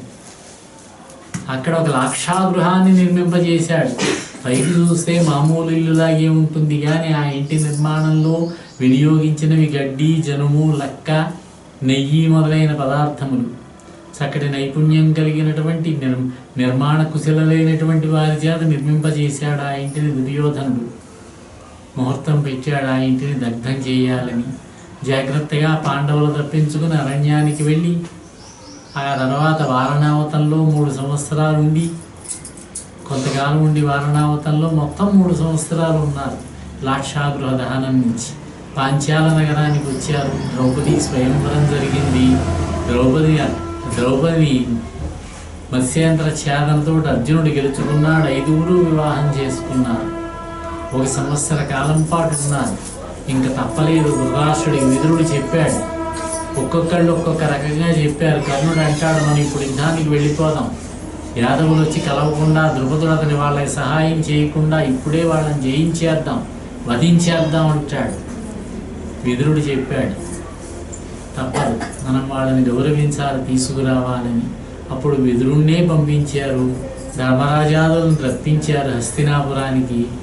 నాయన కొంతకాలం ఉన్నాను, మళ్ళా ఒక రోజున పిలిచి, నువ్వు ఇంద్రప్రస్థానికి వెళ్ళవలసినది, ఇంద్రప్రస్థంలో పరిపాలన చేయన్నారు. ఇంద్రప్రస్థం అంటే ప్రస్తుతం ఢిల్లీ, హస్తినాపురం అంటే ఢిల్లీ అనుకుంటాం కాదు, గంగానది ఒడ్డున ఉన్నది హస్తినాపురం. ఇంద్రప్రస్థం ఏమో యమునా నది ఒడ్డున ఉన్నది, ఢిల్లీ యమునా నది తీరంలో ఉంది. హస్తినాపురం ఎక్కడంటే మీరట్ నుంచి 50 కిలోమీటర్లు తూర్పు, 50 మైళ్ళు తూర్పుకు వెళ్ళినట్లయితే ఒక పల్లెటూరు. ఇప్పుడు అది చిన్న గ్రామంగా ఉంది. అక్కడ కోటలు, శిథిలములన్నీ ఉన్నాయి. పురావస్తు శాఖ వారు వాటిని పరిరక్షిస్తూ ఉన్నారు. ఆ గంగానది తీరంలో హస్తినాపురం. ఇంద్రప్రస్థానికి వెళ్ళవలసింది, అక్కడ రాజ్య పరిపాలన చెయ్యన్నాడు. ఆ కాలంలో అది ఏమిటంటే ఒక భయంకరమైనటువంటి అరణ్యం, అది భీకరారణ్యం. అంతేకాకుండా ఆ అరణ్యంలో దొంగలు, దారిదోపిడీ దొంగలు ఉండేవారు.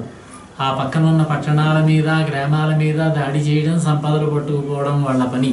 ఈ బలవంతులైనటువంటి పాండవులను అక్కడ పెట్టినట్లయితే వాళ్ళు వారిని అదుపులోకి తెస్తారని ధృతరాష్ట్రుడు ఆలోచన. అప్పుడు శ్రీకృష్ణుడు ఇంద్రుణ్ణి పిలిచాడు. వీరి ఒక చక్కటి రాజధాని నిర్మాణం చేయమన్నాడు. ఆ ఇంద్రుడు విశ్వకర్మను పంపించాడు. ఆ విశ్వకర్మ ఇక్కడ చక్కగా రాజధానిని నిర్మించాడు. దానికి ఇంద్రప్రస్థము అని పేరు పెట్టాడు కృష్ణుడు. ఆ సమయంలోనే ఖాండవన దహన ఘట్టం కూడా చెప్పారు. కృష్ణార్జునులు ఇద్దరూ కలిసి ఖాండవన దహనానికి అగ్నికి సహకారం చేశారు. ఆ విధంగా ఇంద్రప్రస్థంలో ధర్మరాజు 26 సంవత్సరాలు పరిపాలన చేశాడు. రాజసూయ యాగం చేశాడు. ఆ రాజసూయ యాగాన్ని దగ్గర ఉండి చేయించినటువంటి వాడు శ్రీకృష్ణుడు. శ్రీకృష్ణుడికి అగ్రపూజ చేశారు. దాన్ని వ్యతిరేకించినటువంటి శిశుపాలుడిని తన యొక్క చక్రాయుధంతో వధించాడు. శ్రీకృష్ణుడు శిశుపాలుడు వధ చేశాడు. ఆ విధంగా పాండవులకి ఆ బాసటగా నిలిచి వారు పరిపాలనలో కుదురుకునేటట్లుగా చేసి ఈ సమస్త భూమండలానికి ధర్మరాజు సామ్రాట్ అయ్యేటట్టుగా సహకరించిన వాడు శ్రీకృష్ణుడు. ఈ రాజసూయాగ సందర్భంలోనే జరాసంధుడి మీదకి యుద్ధానికి వెళ్లాల్సి వచ్చింది. ఎందుచేతనంటే ఆ కాలంలో మహాబలవంతుడైనటువంటి చక్రవర్తి మగధను పరిపాలిస్తూ ఉన్నటువంటి జరాసంధుడు. ఆ జరాసంధుడిని వధిస్తే సమస్త రాజ్యము వచ్చేసినట్టే, మిగతా వాళ్ళంతా చిన్న చితకా రాజులే. ధర్మరాజా, నా మీదకి 18 పర్యాయములు యుద్ధానికి వచ్చాడయ్యా జరాసంధుడు. నేను అతడితో యుద్ధం చేయకుండా తప్పించుకుని వెళ్ళిపోయేవాళ్ళం మేము. ఇప్పుడు నువ్వు కనుక నీ తమ్ములైనటువంటి భీమార్జునులు పంపించినట్లయితే వారిని తీసుకుని వెళ్ళి నేను జరాసంధుడిని వధింపజేస్తాను. జరాసంధుడు బ్రాహ్మణ భక్తుడు. అతను బ్రాహ్మణులు ఏదైనా కోరితే కాదనడు. మేము రణం కోరతాం అతన్ని బ్రాహ్మణ వేషంలో వెళ్ళన్నాడు. కృష్ణ, జరాసంధుడు నీ మీదకి 18 పర్యాయములు వచ్చాడని, అతన్ని నువ్వే జయించలేనని అన్నావు. అటువంటి వాడిని మా తమ్ముడు భీముడు జయిస్తాడా అన్నాడు. అప్పుడు సమయం కాదయ్యా, అతనికి మన సమయం రాలేదు, ఇప్పుడు సమయం వచ్చింది. నా మాటను విశ్వసించవలసినది. నేను వెళ్ళి నిన్ను జయం తీసుకుని వస్తాను అన్నాడు. కృష్ణ, భీమార్జునులు ఇద్దరూ నాకు 2 కళ్ళ వంటి వారు. నీవు నాకు మనస్సు, నీదే లేకపోతే కళ్ళు మనస్సు లేనివాడిని అయిపోతాను నేను. కాబట్టి నీదే బాధ్యత అన్నాడు. పంపించాడు. భీముడు, అర్జునుడు, కృష్ణుడు ముగ్గురు కూడా యతీశ్వరుల వేషంలో బయలుదేరి వెళ్ళారు. బయలుదేరి వెళ్ళి జరాసంధుడు బ్రాహ్మణులు వచ్చారంటే చాలట గౌరవిస్తాడు. అటువంటి జరాసంధుణ్ణి యుద్ధం చేయాలన్నారు. ఏం కావాలి నీకు అన్నాడు. మిమ్మల్ని చూస్తే మీరు బ్రహ్మచారుల్లాగా, దీక్షలో ఉన్నవారిలాగా కనిపించడం లేదు. మీరు మా పూలమాలలు ధరించారు, సుగంధ లేపనములు రాసుకున్నారు. దీక్షాధారులైనటువంటి బ్రాహ్మణులు యువకులు అట్లా చెయ్యరు కదా అన్నారు. అప్పుడు మాతో యుద్ధం చెయ్యాలి. నేను వాసుదేవ కృష్ణుణ్ణి, ఇతడు భీమసేనుడు, ఇతడు అర్జునుడు అంటే భీముణ్ణి ఎంచుకున్నాడు అతను జరాసంధుడు. కృష్ణ, నువ్వు నా చేతిలో అనేక పర్యాయములు ఓడిపోయి పారిపోయావు. నీతో నాకు యుద్ధం ఏమిటి? ఇంకా అర్జునుడు పరాక్రమవంతుడే కానీ చిన్నవాడు కనుక యుద్ధం చేసి గెలిచినా ఓడినా నాతో సమానమైన బలము కలిగినటువంటి ఈ భీమసేనుడితోటేనన్నాడు. కార్తీక శుద్ధ పాడ్యమి నాడు వాళ్ళు మల్ల యుద్ధం ప్రారంభిస్తే ఊరి బయటికి వెళ్ళి 13 రోజులు త్రయోదశి సాయంకాలానికి కొంచెం జంకాడట ఈ జరాసంధుడు. అప్పటి వరకు ఏమీ చేయలేదు భీముడు. ఎప్పుడైతే జంకాడో అప్పుడు తన యొక్క కృష్ణుడు ప్రోత్సహించాడు భీముడిని, భీమసేన నువ్వు నీ తండ్రి అయినటువంటి వాయువు యొక్క శక్తి అంతా కూడా కూడదీసుకో, వాయువు ఉన్న మహాశక్తిని సంపాదించుకో, విరిచి పారేసేయి అన్నాడు. జరాసంధుడిని 2 కాళ్ళు పట్టుకుని చీల్చి పారేశాడు భీమసేనుడు. జరాసంధుడు వధ జరిగింది. ఆ విధంగా కృష్ణుడి దగ్గర నుండి భీమసేనుడి చేత జరాసంధ వధ జరిపించాడు. అలాగే దంతవక్తుడు అని ఒకడు, ఈ శిశుపాలుడు దంతవక్తుడే జయ విజయులు అన్నారు. శ్రీకృష్ణుని యొక్క ద్వారపాలకులైనటువంటి జయ విజయులు సనక సనందనాథుల యొక్క శాపానికి గురి అయ్యారు. చెప్పుకున్నాను, సనక సనందనాథులని బ్రహ్మమానస పుత్రుడు సనకుడు, సనందనుడు, సనత్కుమారుడు, సనత్సుజాతుడు అనే 4.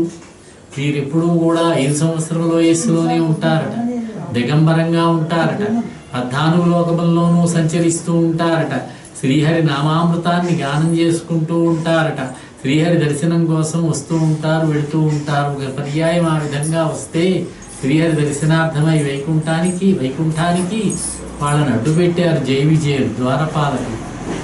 అప్పుడు వాళ్ళని శపించారు, మీరు రాక్షసులే జన్మించండి అన్నారు. ఇంకేమనలేదు.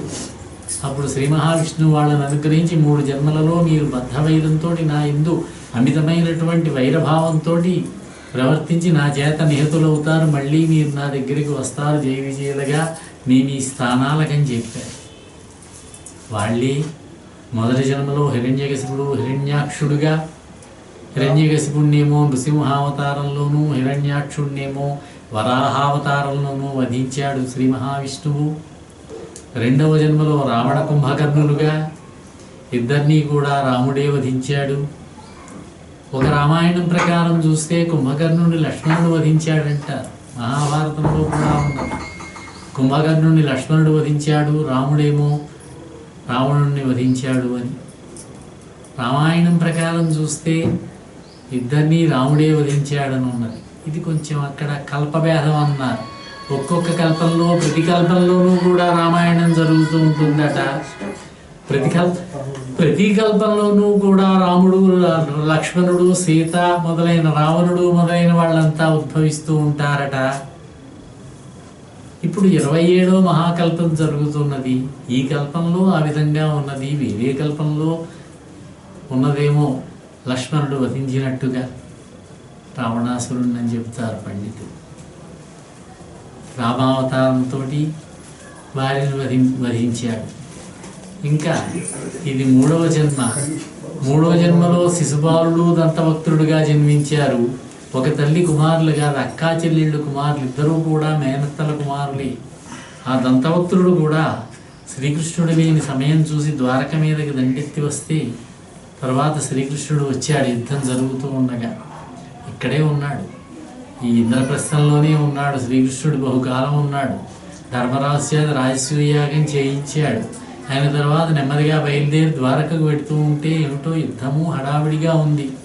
ప్రద్యుమ్నుడు మొదలైనటువంటి వాళ్ళంతా కూడా, ప్రద్యుమ్నుడు, సాంబుడు, సాత్యకి, బలరాముడు వీళ్ళంతా యుద్ధం చేస్తూ ఉన్నారు. అటు ఒక పక్కని సాల్వుడు, ఒక పక్కని దత్తభక్తుడు యుద్ధం జరుగుతూ ఉన్నది. కృష్ణుడు చూశాడు. చూసి తన యొక్క పరాక్రమాన్ని ప్రదర్శించి ఇద్దరినీ కూడా వధించాడు. ఆ సాల్వుడు పరమేశ్వర భక్తుడు. పరమేశ్వరుడు కోసం తపస్సు చేసి అతని కోసం ఒక దివ్యమైనటువంటి విమానాన్ని ఇవ్వమని కోరాడు. శ్రీ పరమేశ్వరుడు ప్రత్యక్షమైతే అతని కోసం దివ్యమైనటువంటి ఒక పురాన్నే కట్టించి ఇచ్చాడట మైడికి చెప్పి పరమేశ్వరుడు. ఆ పురంలో తిరుగుతూ ఉండేవాడు. ఆ సాల్వుడు శ్రీకృష్ణుడు లేని సమయం చూసి ద్వారక మీదకి యుద్ధానికి వచ్చాడు. యుద్ధం సకంలో ఉండగా ఆ సాల్వుడి దెబ్బకి ప్రద్యుమ్నుడే మూర్ఛపోయాట. ఒక సందర్భంలో ప్రద్యుమ్నుడు యుద్ధం చేస్తుంటే సాల్వుడు వేసినటువంటి బాణం తగిలి మూర్ఛపడ్డాడు. రథసారథి దారుకుడి కుమారుడు అతను. దారుకుడేమో శ్రీకృష్ణుడు సారథి, దారుకుని కుమారుడు ప్రద్యుమ్నుని సారథి. రథాన్ని జాగ్రత్తగా బయటికి తీసుకెళ్ళిపోయి సేద తీరిస్తే తెప్పరిల్లాడు. కోప్పడ్డాడు, ఏమయ్యా ఎందుకు తీసుకొచ్చావు నన్ను, నాకు అవమానం కాదా యాదవుల్లో అంటే చెప్పాడు. సారథి బాధ్యత ఏమిటంటే యుద్ధం చేసేటటువంటి యోధుడు కనుక యుద్ధరంగంలో సురతప్పి పడిపోతే సురక్షిత స్థానానికి తీసుకువెళ్ళాలి. ఆ విధంగానే తీసుకువచ్చాను. ఇందులో నువ్వు దుఃఖపడవలసింది ఖేదపడవలసింది ఏమీ లేదు. ఇప్పుడు నీ పరాక్రమాన్ని ప్రదర్శించి యుద్ధం చేయవలసినది అన్నాడు. ఆ విధంగా సంతోషించేప్పుడు ప్రద్యుమ్నుడు యుద్ధానికి వచ్చాడు. భీకర యుద్ధం జరుగుతూ ఉన్నది. ఇంతలో శ్రీకృష్ణుడు వచ్చాడు. ఆ సాలువుడితోటి యుద్ధం చేస్తుంటే సాలువుడి దగ్గర కొన్ని మాయలు కూడా ఉన్నాయి. శ్రీకృష్ణుడిని ఓడించలేక, శ్రీకృష్ణుడితోటి యుద్ధంలో తలపడలేక మాయమైపోయాడు. వెళ్ళాడు కదా అంటే విన్నవాడు ఊరుకోకుండా ఒక దూతని పంపించాడు, మాయాదూత పంపించి, కృష్ణ, సాలువుడు నీ తండ్రిని అపహరించాడు, నీ తండ్రి వసుదేవుడిని అపహరించాడు, ఇడుగో అని మాయా వసుదేవుడిని చూపించారు. అతని శిరస్సు ఖండించారు.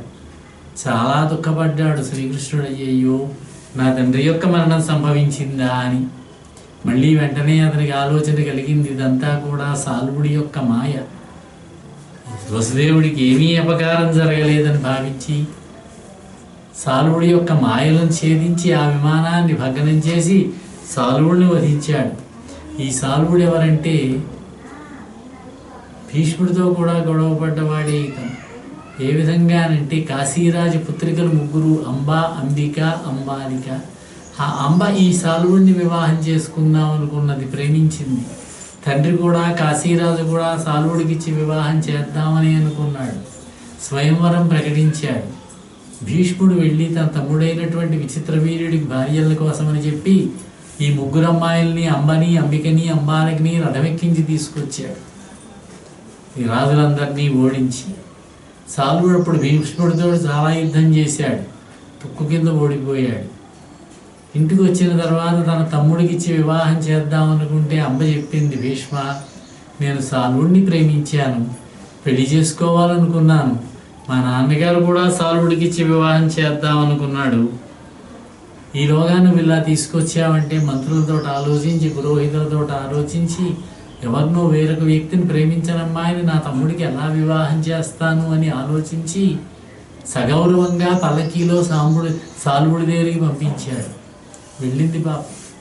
సాలువుడు తిరస్కరించాడు. నువ్వు భీష్ముడి సొత్తు, నువ్వు భీష్ముడి చేత అపహరించబడ్డావు నువ్వు, కాబట్టి నాకు అక్కర్లేదు పొమ్మన్నాడు. అప్పుడు భీష్ముడి దగ్గరికి మళ్ళీ వచ్చింది. కుదరదు, మా తమ్ముడికి ఇద్దరిని పెళ్లి చేసేసాడు, అంబికని, అంబాలిక. ఇంకా నిన్ను వివాహం చేయడం కుదరదు అన్నాడు. నువ్వే చేసుకోనన్నది. నేను ఆ జన్మ బ్రహ్మచారిని, నేనెలా చేసుకుంటానన్నాడు. అప్పుడే భీష్ముడి మీద పగపట్టి పరమేశ్వరుడి కోసం ఇంకో పని చేసింది. పరశురాముడి దగ్గరికి వెళ్ళి ప్రార్థిస్తే పరశురాముడి యొక్క శిష్యుడు భీష్ముడు కనుక వచ్చి చెప్పాడు. పరశురాముడు భీష్ముడు వినలేదు. 21 రోజులు యుద్ధం జరిగింది. పరశురాముడు అంతటి వాడు భీష్ముడి ముందు నిలబడలేకపోయాడు భీష్ముడి ముందు. అప్పుడు పరమేశ్వరుడి కోసం తపస్సు చేసి శరీరాన్ని విడిచిపెట్టి మరుసటి జన్మలో శిఖండిగా జన్మించింది. ఆ శిఖండి ముందు స్త్రీగా జన్మించి తర్వాత పురుషుడైనటువంటి వాడు కాబట్టి పూర్వాంగనలతో కానీ అంగనలతో కానీ నేను యుద్ధం చేయనని భీష్ముడు ప్రతిజ్ఞ చేశాడు. ఆ విధంగా శిఖండితోటి యుద్ధం చేయకుండా అర్జునుడి యొక్క బాణముల దెబ్బలకు నేల కూలాడు భీష్ముడు. అంపశయ్య మీద 58 రోజులుండి ఉత్తరాయణ పుణ్యకాలం వచ్చిన తర్వాత రథసప్తమైన మరుసటి రోజున, అష్టమి రోజున ఈ శరీరాన్ని విడిచిపెట్టాడు. ఇదంతా భారతంలో వచ్చేటటువంటి విశేషాలు. అదేవిధంగా దంతభక్తుడిని కూడా వధించాడు శ్రీకృష్ణుడు. ఈ విధంగా అనేక రాక్షసులని శ్రీకృష్ణావతారంలో శ్రీకృష్ణుడు వారందరినీ సంహారం చేశాడు. ఒకసారి బలరాముడు తీర్థయాత్రలకు బయలుదేరాడు. ఎందుకు బయలుదేరాడంటే పాండవులకి కౌరవులకి యుద్ధం జరుగుతూ ఉంటే ఎటువైపుకి వెళ్ళలేడు.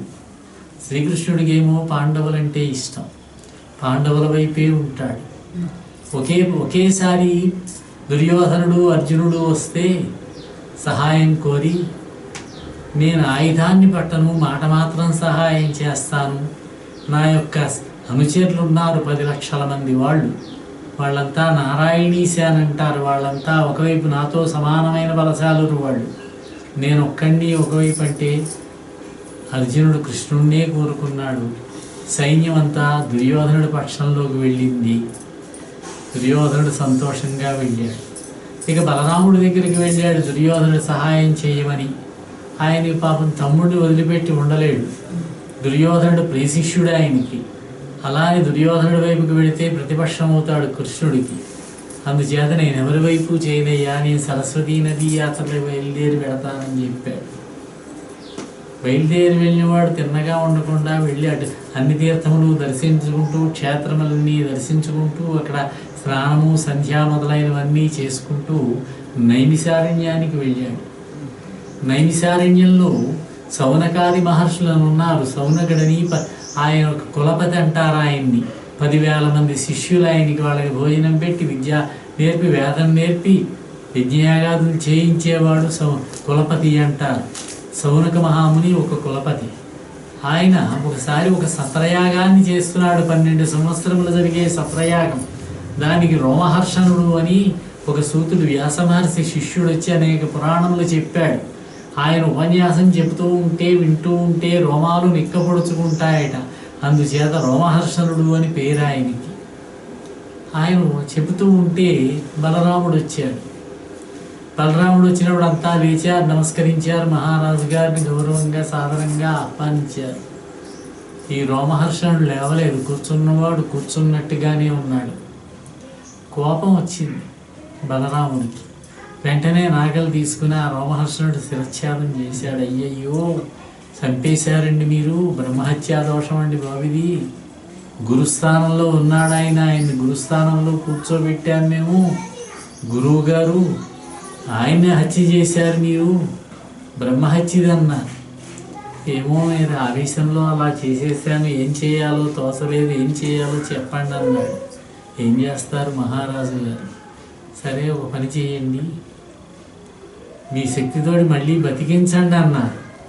అలా కాదు, ఇతని కుమారుడు ఉన్నాడు, అతను సూతుడే, ఉగ్రశ్రవసుడు అతని పేరు. ఇతని శక్తిని అతనిలో ప్రవేశింపజేద్దాము, అప్పుడు అతను చెబుతాడు మీకు పురాణములన్నీ అని చెప్పి ఉగ్రశ్రవసుడిని గురువుగా పెట్టి, బలరాముడిని 1 ఏడాది పాటు మీరు తీర్థయాత్రలు చేయండి, చేసినట్లయితే మీరు చేసిన పాపం పోతుందన్నారు. ఏదో సూక్ష్మోపాయం. అప్పుడు తీర్థయాత్రలు చేశాడు బలరాముడు. తర్వాత కుచేలోపాఖ్యానం చెప్పారు. శ్రీకృష్ణుడికి బాల్యసఖుడు అనుకున్నాం, సుధాముడు అతని పేరు. అతనే కుచేలుడు, బహుసంతానం, పేదవాడు, ధనం లేదు ఆయన దగ్గర, కానీ విష్ణుభక్తి గలవాడు, శ్రీకృష్ణ భక్తుడు ఆయన. అతడు సంతతము కూడా శ్రీమన్నారాయణ ధ్యానంలోనే ఉండేవాడు. శ్రీమన్నారాయణ యొక్క ధ్యానం చేసుకుంటూ ఉండేటటువంటి ఆ కుచేలుడు భార్య పోరి పెట్టడం మొదలుపెట్టింది. ఏమండి, మీ బాల్య స్నేహితుడు అంటున్నారు కృష్ణుడు, మీరు ఒక్కసారి వెళ్ళినట్టయితే మీకు ఏదైనా సహాయం చేస్తాడేమో, బహుసంతానం అయినా సరే ఉన్నంతలోనే న్యాయార్జిత విత్తంతో వాళ్ళందరినీ పోషించుకుంటూ వచ్చాడు ఆయన. మీరు వెళ్ళిరండి అని చెప్పి అడిగితే చాలా సంతోషించాడు. బాల్యమిత్రుడైనటువంటి పరమాత్మ అయినటువంటి శ్రీకృష్ణ పరమాత్మని ఒకసారి దర్శించుకోవడం కూడా పుణ్యమైనటువంటి కార్యమే కదా అని చెప్పి అని బయలుదేరాడు. కానీ అంతటి మహాత్ముడి దగ్గరకు వెళ్ళేటప్పుడు ఏమైనా కొంచెం బహుమానం తీసుకువెళ్ళకపోతే ఏం బాగుంటుంది, బహుమతి తీసుకువెళ్ళద్దా అనుకున్నాడు. అప్పుడు ఆవిడ కొన్ని ఇంట్లో ఉన్నటువంటి అటుకులని ఆ చిరిగినటువంటి ఉత్తరీయంలోనే జాగ్రత్తగా మడత మీద పెట్టి చిన్న మూట కట్టింది పాపం ఆ ఉత్తరీయానికి. బయలుదేరాడు. నెమ్మదిగా నడుచుకుంటూ ద్వారపాలకుల దగ్గరికి వచ్చాడు, అంతఃపురం దగ్గరికి. శ్రీకృష్ణుడు రుక్మిణీదేవి మందిరంలో ఉన్నాడు. అప్పుడు వచ్చినటువంటి కుచేలుణ్ణి చూశాడు శ్రీకృష్ణుడు. ఎదురు వెళ్ళాడు, లోపలికి తీసుకువచ్చాడు, గౌరవంగా కూర్చోబెట్టాడు, కాళ్ళు కడిగాడు, పూజించాడు. కుచేలుణ్ణి పూజించాడు, చాలా సంతోషించాడు కుచేలుడు కూడా. కుచేలుడు కాళ్ళు కడిగి ఆ పాదోదకాన్ని శిరస్సు మీద చల్లుకున్నాడు. రుక్మిణీదేవి శిరస్సు మీద కూడా చల్లాడట. ఎంత అదృష్టవంతుడండి ఆ కుచేలుడు. శ్రీకృష్ణుడు చాలా విశేషాలు అడిగాడు. చిన్నతనంలో మన ఇద్దరము కలిసి సాందీపని ముని దగ్గర చదువుకునేవాళ్ళం. ఆ రోజుల్లో చేసినటువంటి పనులన్నీ గుర్తున్నాయి కదా సాందీప, కుచేల. ఒక రోజున అడవికి వెళ్ళి మన ఇంటికి రాకపోతే గురువుగారు మన కోసం ఎంతో తప్పించిపోయాడు కదా అనుకున్నాడు. చక్కటి భోజనం పెట్టారు, చక్కటి హంసతూలిగా తల్పం ఇచ్చి పడుకోమన్నారు. హాయిగా నిద్ర పట్టింది ఆయనకి. ఎప్పుడూ ఇటువంటి భోగాలు చూడలేదేమో, మహదానందపడిపోయాడు. అప్పుడు అంతఃపుర కాంతలంతా చూసి అనుకుంటున్నారట, శ్రీకృష్ణ పరమాత్మ సాక్షాత్తు పరబ్రహ్మ స్వరూపుడైనటువంటి ఆ శ్రీకృష్ణుడు ఈ బక్క బ్రాహ్మణుడికి ఇంత సేవ చేస్తున్నాడా? రుక్మిణీదేవి ఈయనకి ఇలా సేవలు చేస్తోంది ఏమిటి? ఏమి తపంబు చేసెనుకో ఈ ధరణీ దివిజోత్తముండు తొల్బామున. పూర్వజన్మలో ఈ బ్రాహ్మణుడు ఏమి తపస్సు చేశాడో కదా. యోగి విస్ఫురదుపాస్యకుడైతనరారు ఈ జగత్స్వామి రమాధినాథు నిజతల్పమునన్వసించి ఉన్నవాడు ఈ మహనీయమూర్తికెనయే, ఈ మహనీయమూర్తికి ఎనయే ముని పుంగవులెంత వారలు.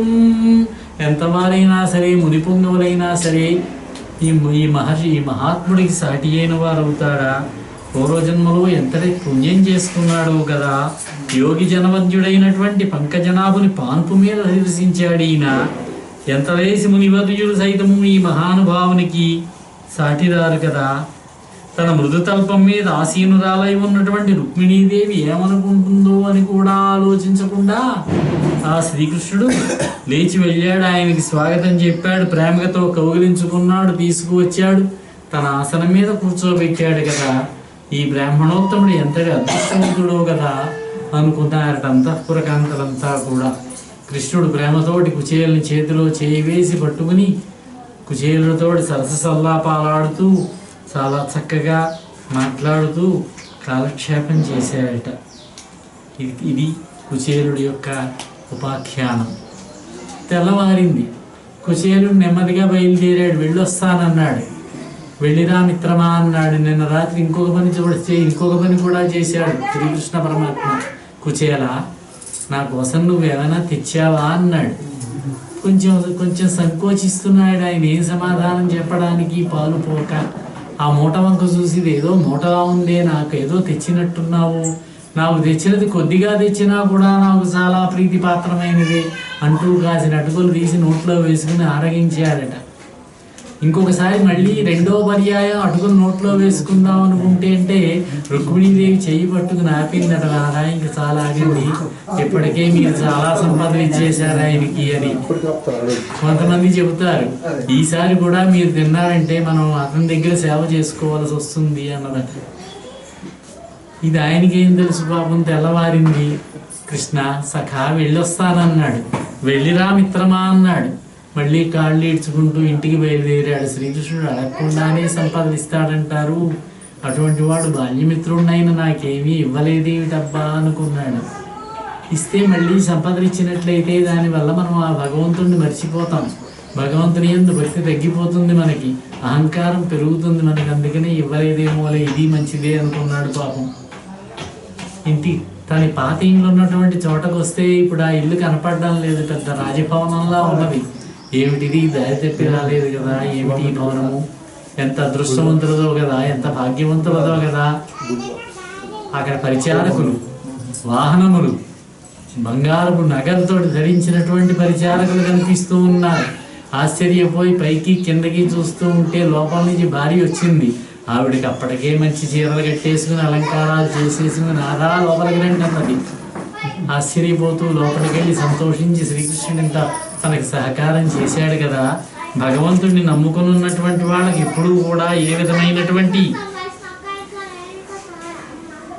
లోపము ఉండదు కదా, లోటు ఉండదు కదా అనుకున్నాడు. శ్రీకృష్ణుడు ఇంకో మాట అన్నట్ట కుచేలుడితోటి భోజనం ఆ అటుకులు తినే ముందే, మిత్రమా నాకు ఏ బహుమానం తీసుకొచ్చావు నువ్వు ఆ పదార్థం నువ్వు తీసుకొచ్చినటువంటి పదార్థం స్వల్పమైనా సరే దేశమైనా సరే 10,000గా భావిస్తాను నేను. నా మీద భక్తి లేనటువంటి నీచుడు మేరు పర్వతం అంత పదార్థం తీసుకొచ్చినా కూడా నేనేమీ తీసుకోను. దళమైన పుష్పమైనను ఫలమైనను సలిలమైన పాయని భక్తిన్ కొలిచిన జనులర్పించిన ఎలమిని రుచిరాన్నముగనేను భుజింతున్.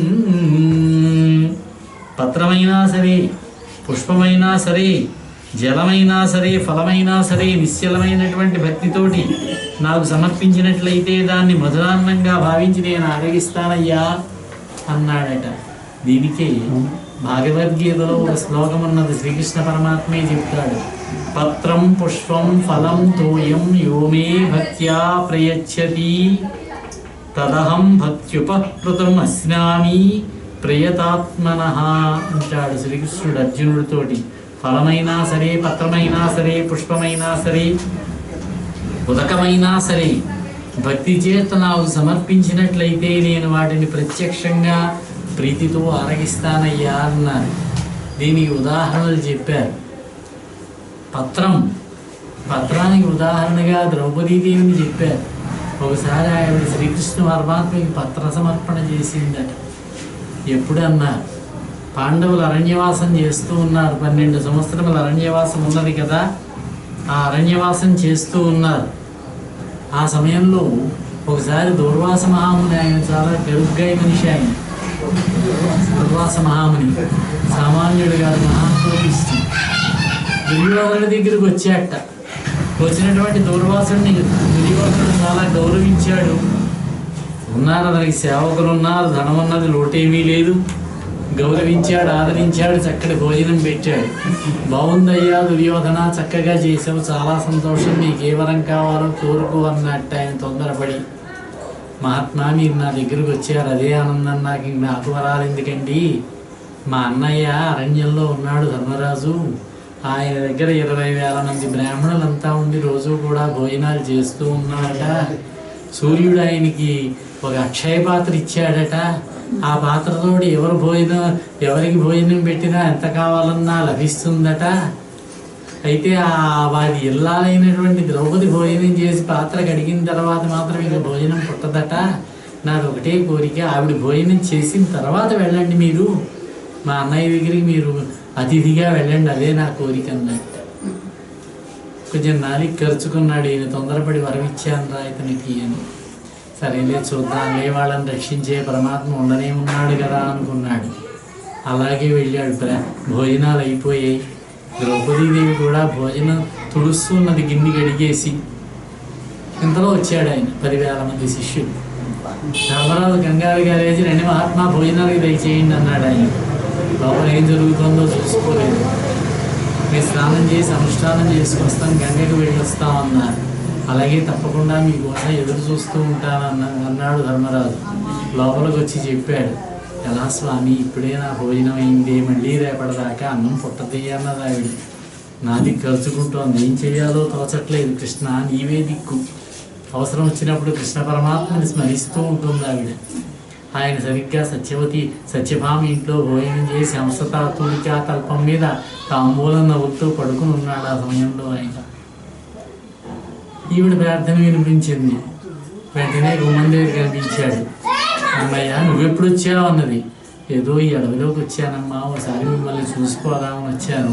ఆ అమ్మ చాలా ఆకలిగా ఉంది, తినడానికి ఏమున్నాయన్నట్ట కృష్ణుడు. అన్నా నువ్వు కూడా పరీక్షిస్తున్నావా నన్ను అన్నది. అది కాదమ్మా, ఏదైనా ఉంటే చూడమ్మా తినడానికి అన్నాడు. ఇప్పుడే భోజనం చేసి పాత్ర కడిగి బోర్లించాను అన్నయ్య అంది. చూడమ్మా కొంచెమైనా ఉండకపోతుందా అన్నట్టు ద్రౌపదీదేవి అంతటా ఆవిడ పాత్ర కడిగితే అందులో అన్నం ఉండడమా. చూస్తే ఒక మెతుకు కనపడింది చిన్న తోటకూర ఆకుతో కలిపి. అన్నయ్య ఏదో ఆకు ఉందన్నయ్య అందిట. అదే పెట్టమ్మా, అదే నాకు బ్రహ్మాండం అన్నట్ట. అదే నోట్లో వేసుకుని తృప్తాస్మ అన్నాడట. అదే పత్రం అన్నారు. పత్రదానం చేసి పత్రం సమర్పించుకున్నది శ్రీకృష్ణ పరమాత్మ. ఎప్పుడైతే ఇది ఈ విధంగా పొట్టని ఊరుకుంటూ తృప్తోస్మి అన్నాడో అక్కడ ఉన్నటువంటి 10,000 మంది శిష్యులు, గురువు గారైనటువంటి దూర్వాసుడికి పొట్టలు తేడుపులు వస్తున్నాయి. ఇక ముక్తాయాసంతో ఇంకా అట్నుంచి అటే వెళ్ళిపోయారట వాళ్ళ జీపు కాకుండా. ఈ విధంగా కాపాడినటువంటి శ్రీకృష్ణుడికి పత్ర సమర్పణ చేసిందన్నారు. ఇక రెండవది పుష్పాన్ని సమర్పించినది ఎవరంటే గజరాజ స్తోత్ర గజరాజు అన్నారు. గజరాజుని ముసలి బారి నుంచి రక్షించి కాపాడాడు శ్రీకృష్ణ పరమాత్మ.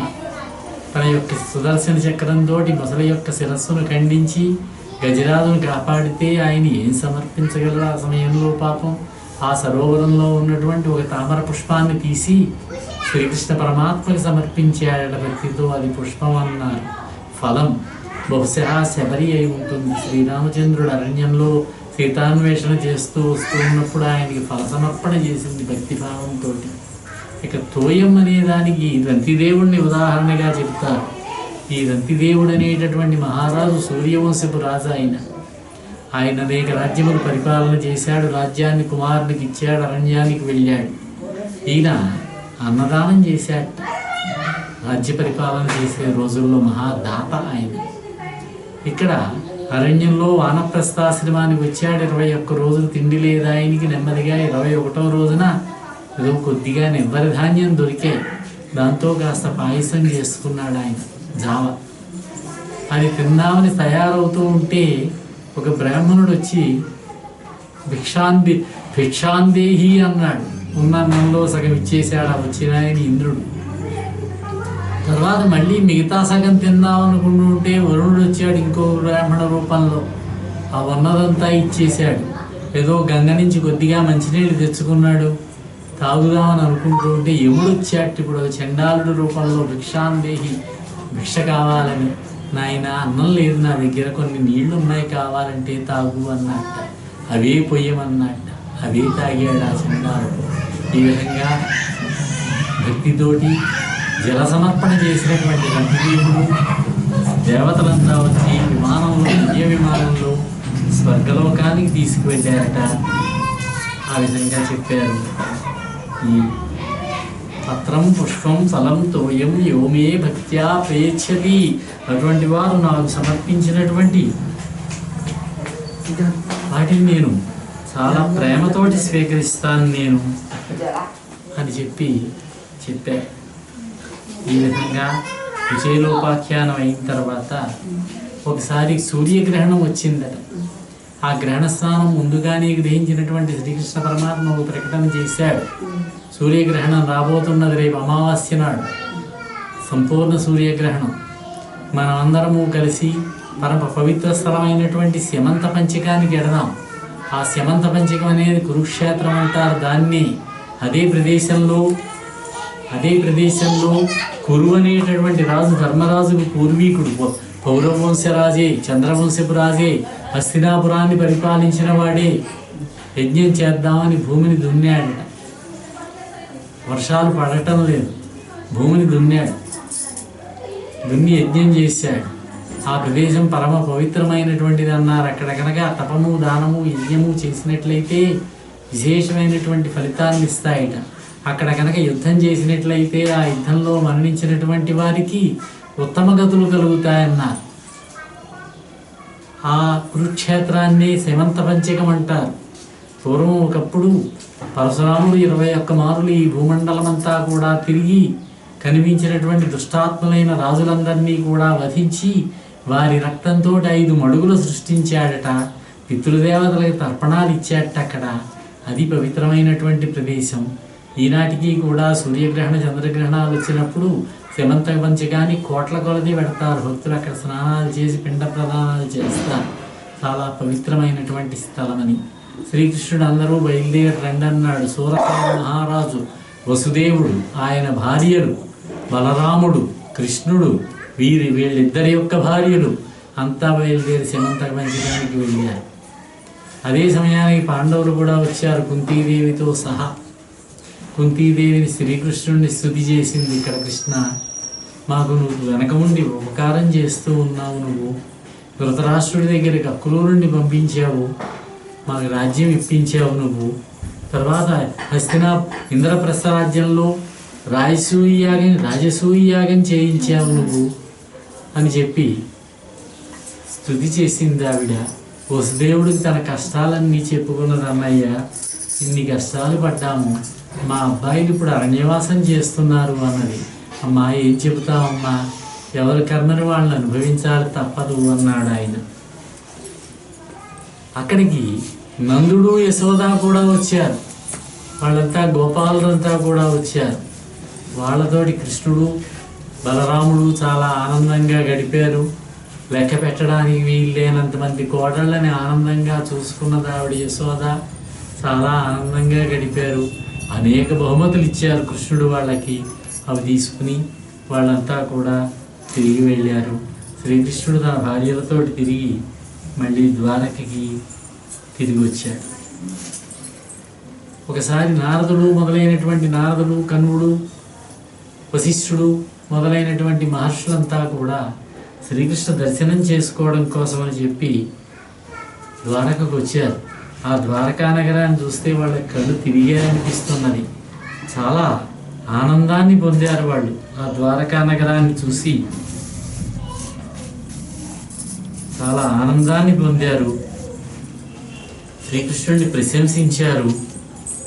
దేవలుడు, వ్యాసుడు, కణ్వుడు, నారదుడు, గౌతముడు, చ్యవనుడు, వాల్మీకి, గార్గ్యుడు, వశిష్ఠుడు మొదలైనటువంటి మహర్షులంతా వచ్చారు.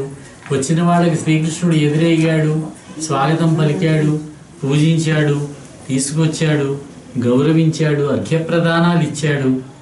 వాళ్ళంతా కూడా శ్రీకృష్ణుడిని ప్రశంసించారు. నువ్వు సాక్షాత్తు శ్రీమన్నారాయణుడు అయ్యా అని చెప్పి మునీశ్వర్లు అనుగ్రహాన్ని పొందారు. శ్రీకృష్ణుని యొక్క అనుగ్రహాన్ని పొందారు. మహాత్మా, మేము ఉత్తమ తత్వవేత్తలైనటువంటి బ్రహ్మరుద్రాదులు వీళ్ళంతా కూడా నీ యొక్క మాయకు లోబడి ఉన్నామయ్యా. నిగూఢమైనటువంటి నీ యొక్క అనుగ్రహం చేత మమ్మల్ని నువ్వు రక్షిస్తూ ఉన్నావు, నువ్వు అనుగ్రహిస్తూ ఉన్నావు. నీ చరిత్రం మిక్కిలి విచిత్రమైనటువంటిది. ఉన్నటువంటి భూమి ఒక్కటే, అనేక రూపాలతో కనపడే విధంగా నీ ఒక్కడవే. ఈ ఉన్నటువంటి భూమి ఒక్కటే అయినప్పటికీ అనేక రూపాలతో కనపడే విధంగా నువ్వు ఒక్కడివే అయినా కూడా అనేక రూపాలతో సృష్టి, స్థితి, లయము మొదలైనటువంటి కార్యక్రమాలన్నీ కూడా నువ్వు చేస్తూ ఉంటావు. నీ యొక్క లీలావతారాలు ధరిస్తూ ఉంటావు. దుష్టజన శిక్షణ చేస్తావు, శిష్టజనులను రక్షిస్తూ ఉంటావు నువ్వు. అంతేకాకుండా వర్ణాశ్రమ ధర్మాలను రక్షిస్తూ కాపాడుతూ ఉంటావు నువ్వు. విరాట్ పురుష రూపంలో వేద మార్గాన్ని స్పష్టం చేసినటువంటి పరబ్రహ్మ స్వరూపుడు నువ్వు. తపస్సు, స్వాధ్యాయము మొదలైనటువంటి నియమాల చేత నీ హృదయం చాలా పవిత్రమైనటువంటిది. అందుచేతనే బ్రహ్మస్వరూపాలైనటువంటి వేదాలలో వ్యక్తావ్యక్తమైనటువంటి ఆకారంతో ఉంటున్నావు నువ్వు. కాబట్టి బ్రాహ్మణ కులాన్ని రక్షించావు నువ్వు, పుణ్యమూర్తివయ్యావు, మహానుభావుడివి. మాయా అనేటటువంటి తెరచాటున ఉన్నటువంటి నిన్ను ఈ రాజలోకము మేము దర్శించగలిగాం. మేము మా జన్మము, మా విద్య, మా తపస్సు ఇవన్నీ కూడా సార్థకమయ్యాయి, నీకు నమస్కరిస్తున్నాము అని చెప్పి శ్రీకృష్ణ పరమాత్మను స్తుతి చేశారు. ఆనందంగా ఇంక వెళ్ళి వస్తాం పరమాత్మ, సెలవిప్పించవలసింది అని అడిగారు. అయితే శ్రీకృష్ణుడు చాలా సంతోషించాడు. అప్పుడు వసుదేవుడు వాళ్ళందరికీ నమస్కరించి, మహాత్ములారా, నేను ఈ కురుక్షేత్రంలో ఈ శమంత పంచకం దగ్గర ఒక యజ్ఞం చేయాలనుకుంటున్నాను. నా చేత యజ్ఞం చేయించవలసింది. మీరంతా కలిసి మీరే ఋత్విక్కులుగా ఉండి నా చేత యజ్ఞం చేయించవలసింది అన్నారు. అప్పుడు ఆ మునీశ్వర్లు అన్నారు, వసుదేవ, ఈ శ్రీకృష్ణుడే యజ్ఞాలన్నిటికీ కూడా అధీశ్వరుడయ్యా. ఈ పుండరీకాక్షుని గురించి చేసేటటువంటి యజ్ఞం వల్ల ఎటువంటి దోషమైనా సరే, ఎటువంటి దుష్కర్మమైనా సరే తొలగిపోతుంది. దీన్నే ధర్మంగా భావించు నువ్వు. దేవర్షి పితృరుణంబులు భూవరా మఖ వేద పాఠ పుత్రుల చేతన్ వావిరి నీగని పురుషుడు పోవు అధోలోకములకు పుణ్యచ్యుతుడై. వసుదేవా, యజ్ఞాల చేత దేవతల రుణాన్ని, వేదాధ్యయనం చేత ఋషి రుణాన్ని, పుత్రుని మూలకంగా పితృరుణాన్ని తీర్చకపోయినట్లయితే ఆ మానవుడు పుణ్యాలకు దూరం అవుతాడు, అధోలోకానికి పోతాడయ్యా. 4 రుణాలుంటాయట మానవుడిగా జన్మించినటువంటి వాడికి. ఒకటవది దేవరుణము, రెండవది ఋషి రుణము, రెండవది దేవరుణము, మూడవది పితృరుణము, 4వది మనుష్య రుణం అన్నారు. మనము ఋషులు నిర్మించినటువంటి ఈ వేదములను పురాణములను చదువుకోవాలి. చదువుకుని మంత్రతంత్ర శాస్త్రాలన్నీ నేర్చుకోవాలి. ఆ విధంగా ఋషి రుణమును తీర్చుకున్న వాళ్ళు అవుతాం. ఆ నేర్చుకున్నటువంటి మంత్రముల ద్వారా యజ్ఞయాగాది క్రతువులు చేసి దేవతలకి హవ్యములు కవ్యములు సమర్పించి దేవతల రుణాన్ని తీర్చుకోవాలి. తర్వాత వివాహం చేసుకుని సత్సంతానాన్ని కని, సత్పుత్రుణ్ణి కని, అమ్మాయిల వల్ల లాభం లేదన్నారు, సత్పుత్రుణ్ణి కని వంశాన్ని ముందుకు తీసుకువెళ్ళాలి. తీసుకువెళ్ళినట్లయితే పితృరుణం తీర్చుకున్న వాళ్ళమవుతాం. ఇక 4వది మనుష్య రుణం. ఆంధ్రశేషాన్ని కలిగి ఉండి సర్వభూతముల యందు కూడా దయ కలిగి ఉండి మనం మనుష్య రుణాన్ని తీర్చుకోవాలట. ఈ 4 రుణాలని చెప్పారు.